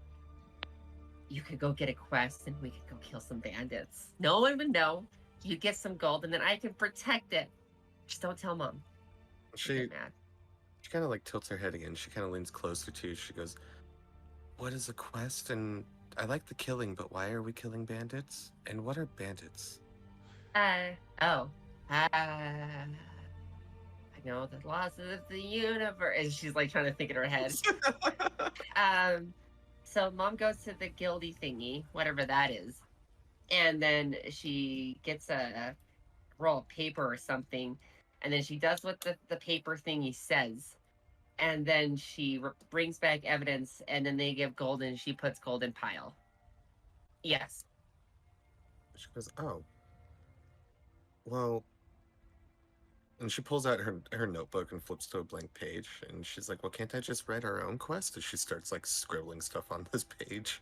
Kind of just like looks at the page. I mean, yeah, you won't get gold from it, but a story is just as good.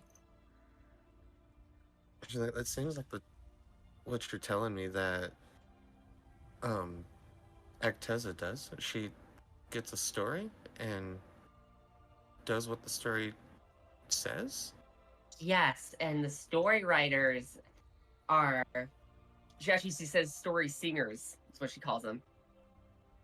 Is in the guildy thingy, and then the bandits are people who don't follow the rules, and they hurt innocent people. She goes, "Oh, that's back in the town, right? Yeah. I don't like it there.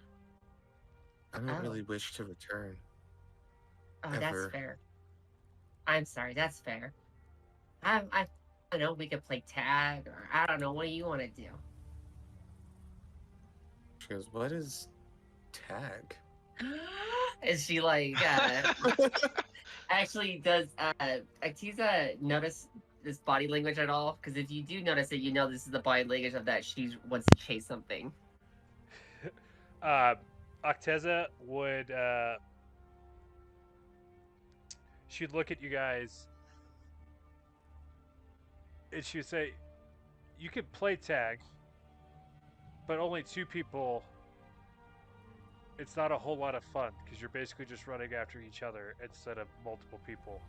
If you give me time, I will bring Morgar out so that he can play as well."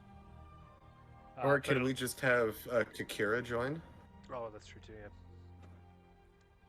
Yeah. Sure. Yeah. More people? Yes, yes, yes, yes, yes, yes, yes. She just keeps saying yes, yes, yes, yes over again. All excited. Because okay, so what is tag? You run away, and I chase you, and then when I tag you, well, after I tag you, I'm kind of just done with the game. But then you can chase your friends. He goes, "Oh, okay." As she just instantly turns and starts running, and at that instant, she casts minor illusion, and you see another form of her take off in another direction. So okay, so you just see her immediately run, and you see Zinrot like standing up on her back legs with her head up, just like staring at her. And like both Sakiras are doing the like arms back Naruto run.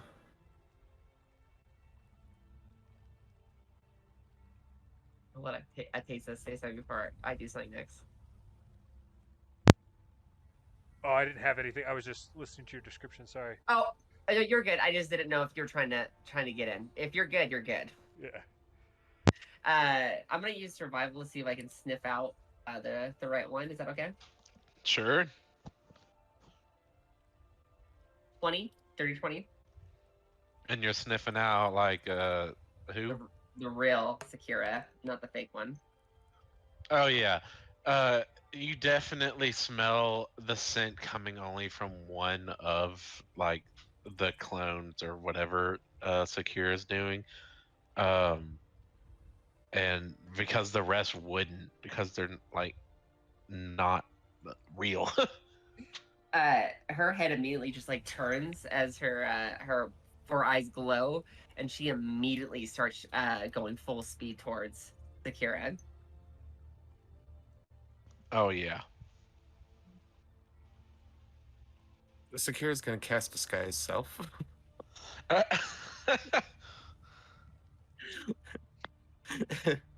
And she's gonna change from like her physical appearance is gonna change. She's gonna get just like a little bit. She's gonna get fatter. Like she's gonna turn like imagine like freaking like Violet from Willy Wonka. Like she gets like fatter. She gets dumpier. Oh my god! And you're doing this. And in that's front. it? That's all you do? she just balloons up. Okay, Zenrod, you're chasing down Sakira, and for some reason, she just plumps up as a fat, juicy Sakira now, and that's all that happens. It's The way just that she it way that she has looks like to- Sakira just gained a couple 100 pounds. Yeah, the way that Sakura has to run now because of how like ballooned up she is, she's kind of like bouncing back and forth on each limb. Oh yeah, you're moving. I would say you're moving at least half your speed now. So Zenrod, now you're really flying up on this big balloon Sakira. Is she like moving like a balloon would move? Like Yeah, it's kind yeah. of like boing, boing, boing, like back Her- on, like kind of back in step. her eyes widen as now she just sees that as a toy, and she just slams the front of her snout into Sakura to see if she goes bouncing off the walls. I'll say Oh. that it pushes it definitely like pushes her forward and she kind of just like rolls. Oh, she starts rolling you. She right out of the cave. She is rolling you into the woods. Because the more she pushes you, the faster you go. The more she has to chase. And you can hear Sakura just laughing and giggling as this goes on, and in an attempt to like kind of make you like run like right over her and kind of trip and stumble yourself, she stops disguise self and goes back to her normal form. I will say, with all the rolling, can you make me a con save, Sakira, just to see if you throw up? You're like in the ultimate whirly turly right now. Yeah, whirly I'd- turly. That'd be an I like 18. that. Okay, you're able. You definitely like it upchucks a little in your mouth, but you're able to keep it down pretty well. You just hear gulp. Zenra just like, does a flip as she lands on her back and slides into the dirt near the entrance of the cave that transitions from dirt to sand. As she just lets out another playful like snort like dogs do. That was fun. You went really, really, really, really, really. It was fun. It kind of made me a little dizzy, but it was okay. I didn't have much in my stomach to throw up anyways. Oh, I'm hungry, and I bet Mom's hungry.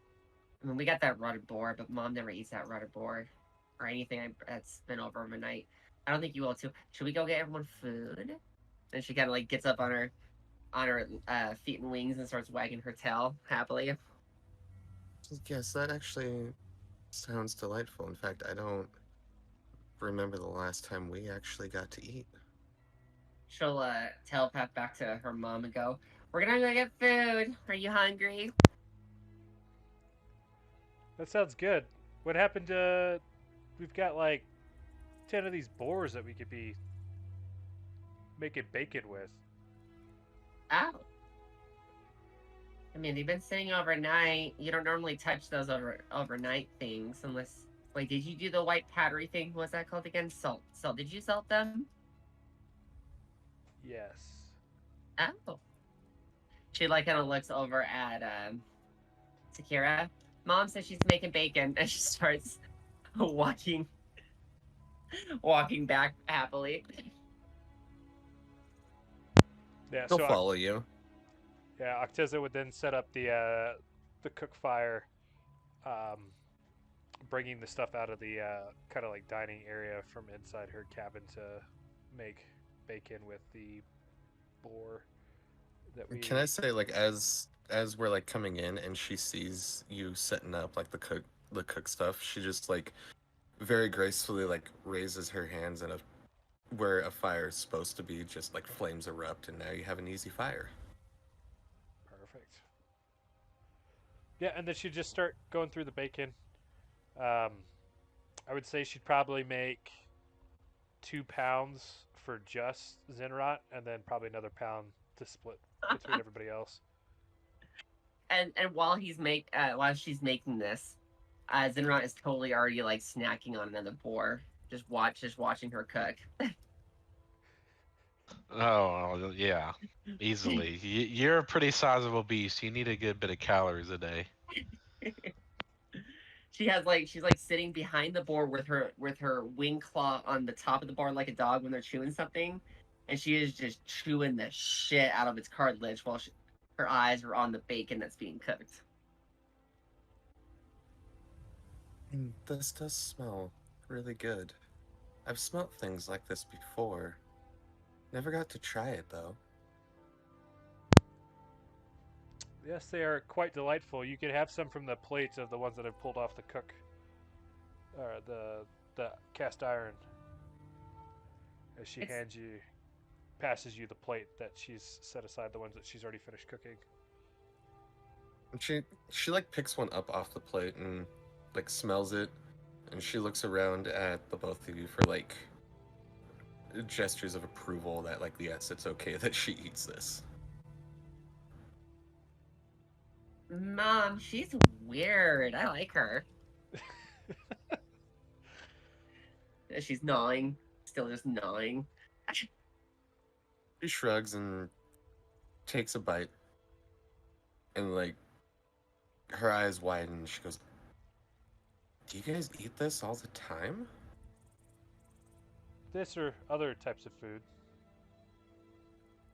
She like takes a couple pieces of bacon and sits down on the ground cross-legged, and as she's munching on the pieces that she took, she goes, what other kind of food?" Mom makes a really good bear steak. As you like, now see her like gnawing on like the edge of a bone where the remaining cartilage is on one of the legs. She's like, "That is Yes. steak." Pretty much any type of meats can be quite delicious if you use the right type of spices or herbs. She kind of like pokes at herself, like, any kind of meat? Well, That's I when mean, I haven't personally had tiefling, but I'm sure if you use the right type of seasoning or kick it in like this bacon grease, you could probably make it taste all right. And she kind of like she gets really self-conscious and she puts her hands up on over her horns. She's like, "Is it that obvious of what I am?" well, I don't know if you know this, but I'm a dragon. And she like puts her head back up and just like has like her whole face is covered in blood and meat chunks in her teeth. And she almost has like that husky looking like smile that huskies do before they go attack something, and she's just smiling at you. It's like, "Yes, I thought you were quite odd. I wasn't quite sure what to call you. Dragon. I've heard about those. Well, I've heard about the masters talking about them before, but that's A- all." Ask Mom, she found me. She kind of looks at you, still like munching on bacon, but also still like poking herself, like trying to digest. Like, would I taste good? I'm not saying that we would try and cut you up and eat you. Typically, any sort of sentient being, we would avoid doing that. It's typically just your normal beast type creatures that you consume for meat, but there are plenty of cannibals out there, if you, at least from what I've read, which is What? also how I know that you're a tiefling. If you're well read enough, you know about all the different races on this plane of existence. Wait, I can't eat sentient people? What? She goes, "Yes, that's actually kind of a good question, because food for thought. You say that you don't eat sentient things, but technically, isn't any creature that's self-aware of itself sentient? Yes? So, wouldn't this boar that we're eating have been sentient?" I think what Mom is trying to say is they don't eat people things that look like them. I will say, since you do have telepathy, Zenrot, you've tried talking to creatures before, especially when you were like even younger, and none of the boars ever talked back to you. Yeah, and she goes, and all the other things don't really talk back like Mom does. But I think Mom let me have a bandit one time. And she goes back to gnawing on a hoof. You see her, like, she pulls out her notebook again, flips to a blank page. She's like, "This is good knowledge," as she writes, and she mutters to herself as she's writing it, "Okay to eat things that don't talk." And she kind of like puts a couple exclamation points after that. Yeah, if you're wanting to differentiate sentience, it's basically, while this boar has thoughts, their thoughts are basically dictated to survival, eating, reproducing, and that's about it. There's not anything more depth. There's no philosophy or anything more than that. Whereas creatures like us have wants, desires, those types of things past just basic survival. And she nods in like understanding. She's like, "Hmm." As she takes another bite of bacon, she goes, "I really hope that this is the one that stabbed me." Zenra looks at Acteza and goes, but I can eat the bad people or thingies, right, Mom? I'm pretty sure I couldn't keep you from eating anything that you wanted to eat, if I'm being perfectly honest. Uh, I'm just content with anything that's bad that's attacking as being dead, so Do what you will. She nods her head. So, and she kind of looks over at Sakira and goes, "So why are you so much? Why are you so weird compared to Mom? Why? What's a master? Oh wait, I know what a master is. Did you have someone who was training you to use magic?" And she kind of like tilts her head. She says, "Training? No. Well, it's a very, it's a long story." I like stories. She looks over at Kakira and she's like, "Well, when we were younger, much younger, we were sold into slavery, and that's where we've been ever since. I've never really seen like the outside. I've always just been indoors, in the manor, taking care of the masters, doing what they want. It's very interesting." And she like kind of looks around the cave and she's like, "It's very interesting to see how people live outside of walls. But we escaped. I conversed with something." And she reaches into her pack and she pulls out her grimoire and she's like, "And it gave me this and told me that this will grant me the power for me and Kakira to escape." And it did. It just may have cost me a little something.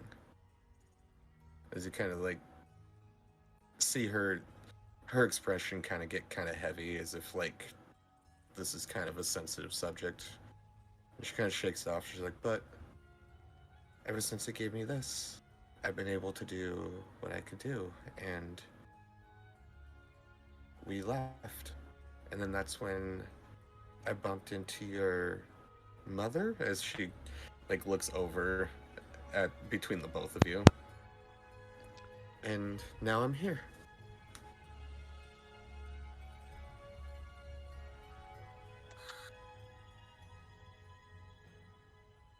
Oh, oh wow, that's a sad story. If we ever find the people who did this to you, I'm pretty sure Mom will let me eat them for you. And she takes another piece off. Because they are very powerful people.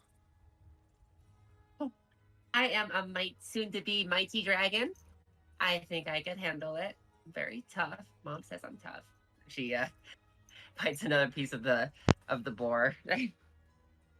And she kind of like, she looks at you. She's like, "So you're still a child?" She says that with like a question mark behind it. I'm not really sure what she should call you, being a dragon and all. uh, she'll let Acteza respond to that because she's like she hisses at the boar before she like slams her head into it and takes another big bite. By dragon standards, Zenrot is indeed a child. But She as far as like actual age, she would be typically an elderly human at this point, based off of how old she is. she looks quizzically at you and looks back at Zenrat and looks back at you and asks, "So theoretically, how much bigger is she going to get?"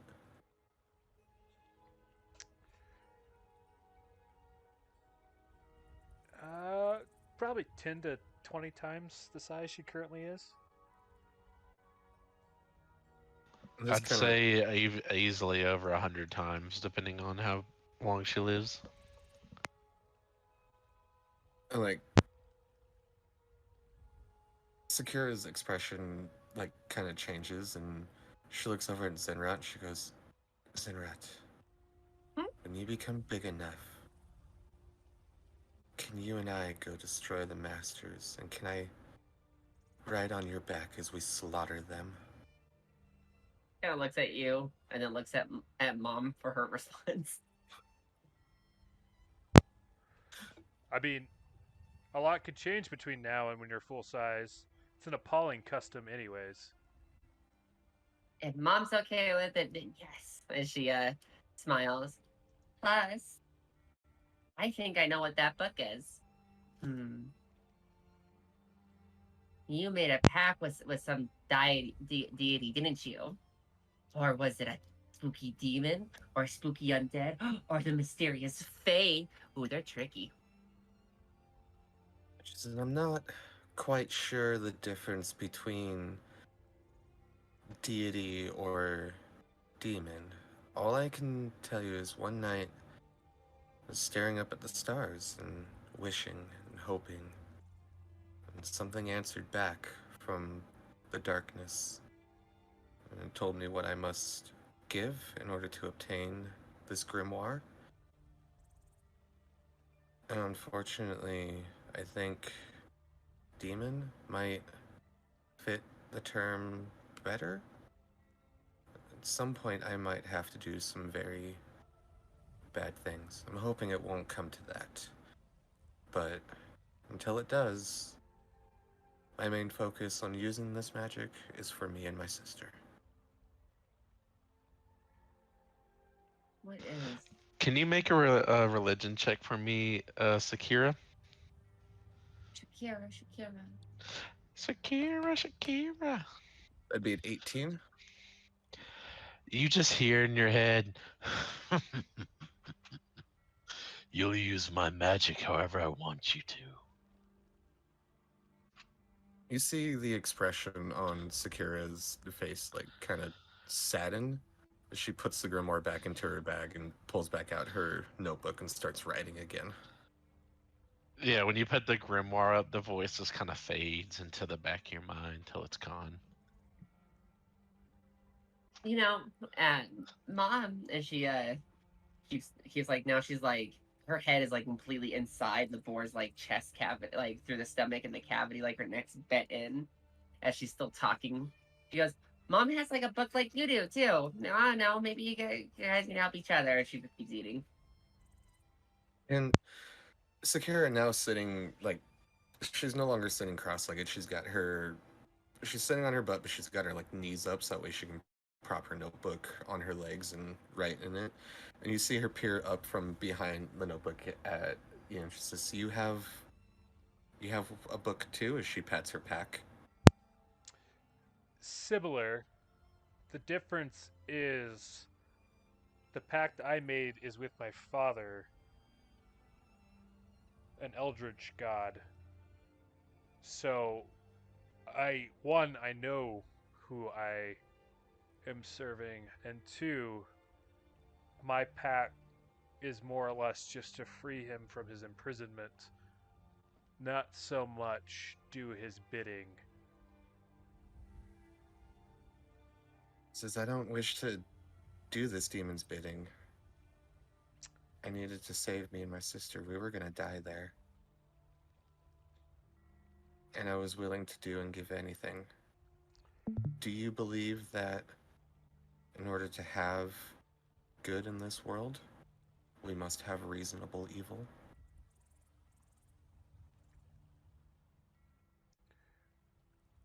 There's always a give and take.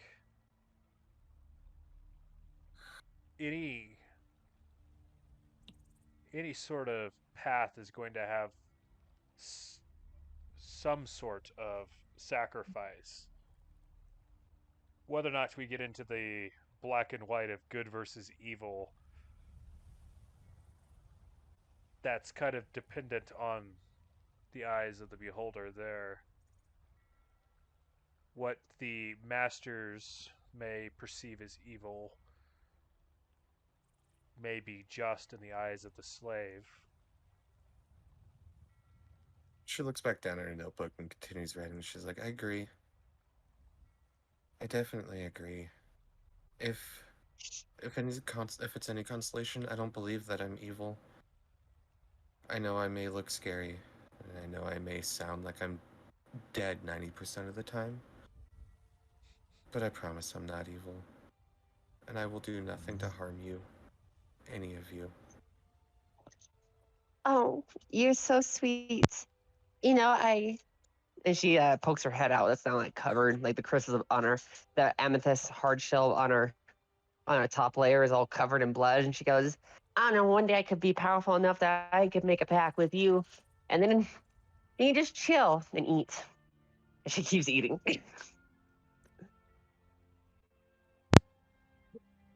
Secure, the only issue you're going to run into is once a pact is made, unless you're on good terms with the demon, god, celestial, whatever it may be that you've made the pact with, undoing the pact is not an easy task. So I would say your first objective would be determining who you have made this pact with and finding out what their agenda is.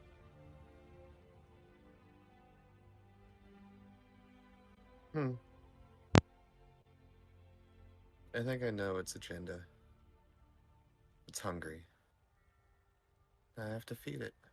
You can get more boars. She kind of like snickers and she said, I don't know if boars are going to satisfy this creature. Well, I gotta go get dinner anyway. I'll be back. As she kind of like just rushes out. She's like, weren't we just eating breakfast? As she watches as Zenrat runs.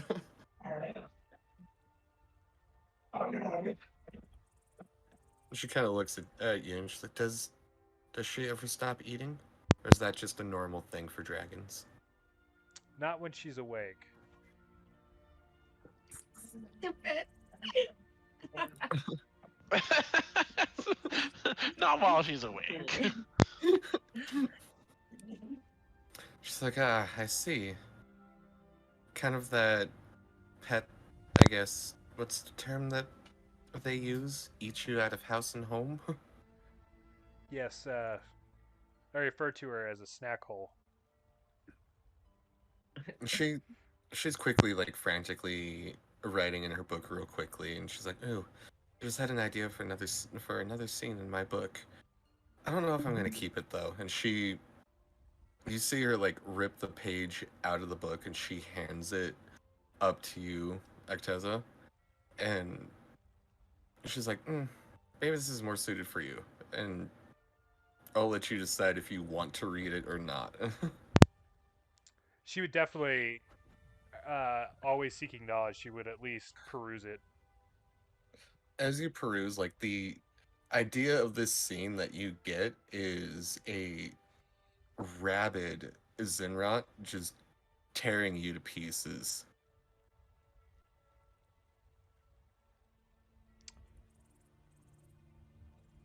This looks more like a fan fiction than just a standard addition to your novel here. Maybe in a appendice. She kind of shrugs. She's like, I don't know. I just like to write. Whatever comes to mind, I put in the book.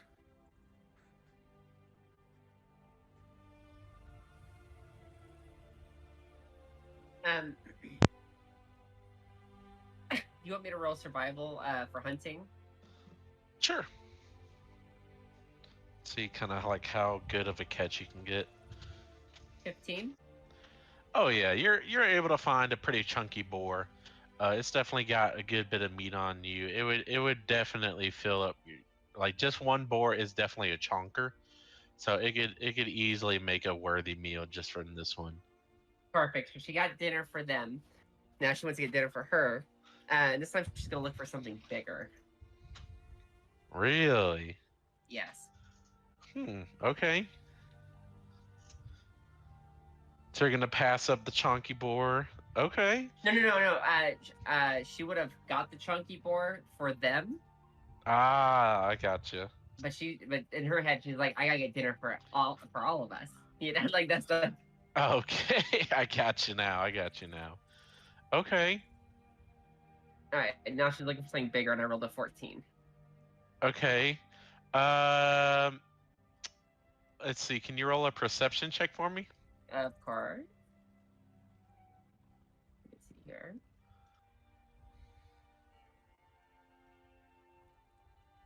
And I get an advantage on my perception roll. Mm-hmm. 10 Oh on no, this would be a perception. flat one. Oh, a flat one? Okay, then it would be 8. Gotcha.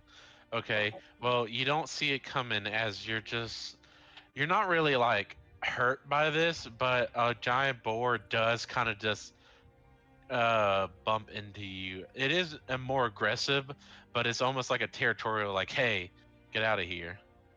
She's gonna like stand up on her 2 legs and spread her wings out as big as she can as she lets out a very aggressive screech as in a form of an aggressor.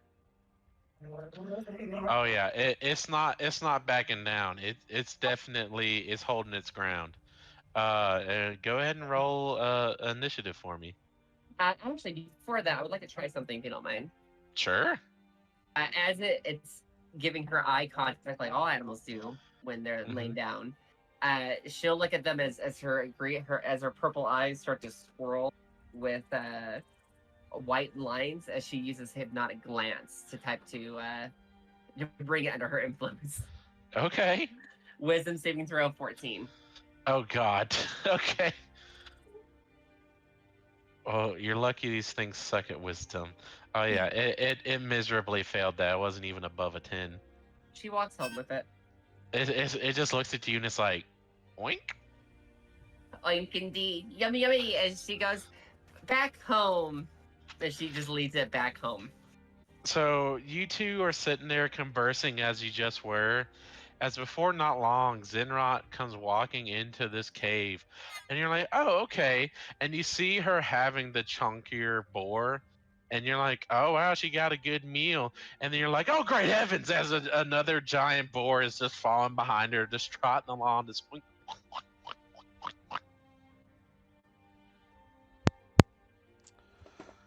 All right, so it looks like we're gonna do pork steaks with maybe some mashed parsnips and rosemary for dinner. Then. Oh, damn.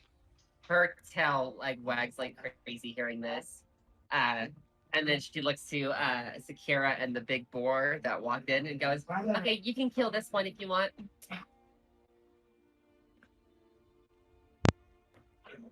It's like, oh, you would like me to kill this?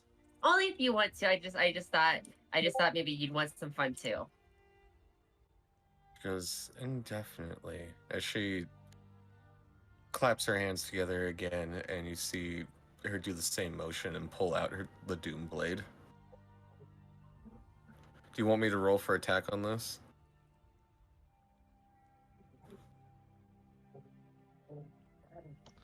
Sorry, what were you doing? So they just Zinrot is giving me the option to kill one of the boars that they brought back that's still alive. I'd say the chunky boar is already kind of passed out from blood loss, just being grabbed by a dragon's mouth. They're pretty small, like they don't have much health anyways. But the big boar, yes. I would say you don't have to make a weapon attack. It's not trying to dodge. It's just kind of chilling there in like a hypnotic pattern. So it doesn't even know like what's going on for the most part. So just like I'll even let you just roll full damage on this. Okay. Because this boar is just literally just sitting there, not expecting this to come. You want me to do like crit damage? Just full damage will work. So that would be full damage. Yeah. So just I guess it would be 6, 6, and 6. Right. Hold up. Math. God damn. Very warlock 666. So that would be 18 damage for full damage. Okay. I'd say honestly, I'm just gonna say for brevity, you just straight up lop this thing's head off. Yeah, and she does it in like a quick fluid motion, like almost like an anime scene where all you see is just like her like move real quickly and then the head just kind of like rolls away. Yeah, it just. And now you got meat back on the table. She kind of looks at the boars and go, maybe you can make a blanket out of their skin for your new home. You like blanket, right? She kind of looks at her mom. Her mom looks back. Because she does blankets. Like, do you do blankets?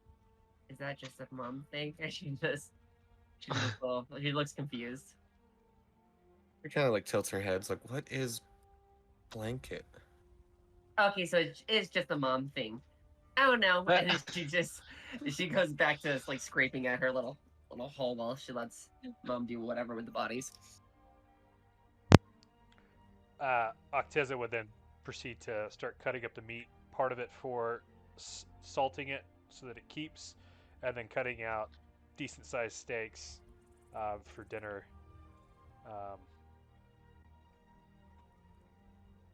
Okay. Basically, Are I'd say any probably of- like a 36-ounce steak for Zinrat, and then probably a good like 10-ounce steak for everybody else. That makes Oh sense. yeah. At this point, are like as like we're starting to slowly like carve these boars up. Are any of them like still alive, just unconscious, or are they all at this point just dead? I'd say at this point they're just dead as y'all are Alright. slashing them up. Okay.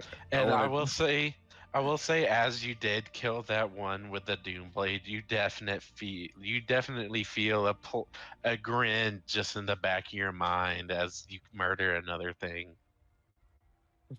I wanted to she wanted to cast speak with animals to ask it like questions on how it feels, being her morbid little self. Oh god. Okay, I would say the chunky one. It like you could have done that before the chopping up if you wish. Like the chunky one would still be alive enough you could converse with it. Yeah, and just like as she casted speak with animals, she just would have asked it like, how does it feel to be this close to the other side?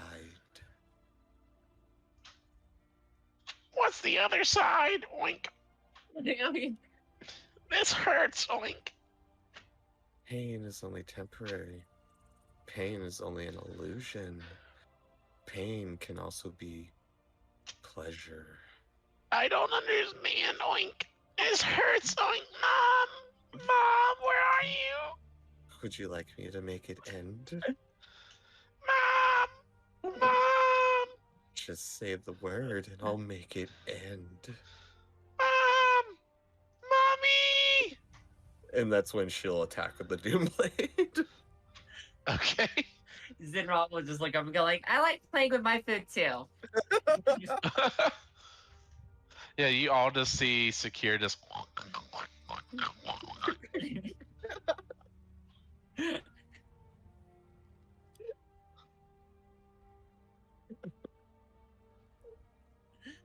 This guy's self pulls out his pig snout.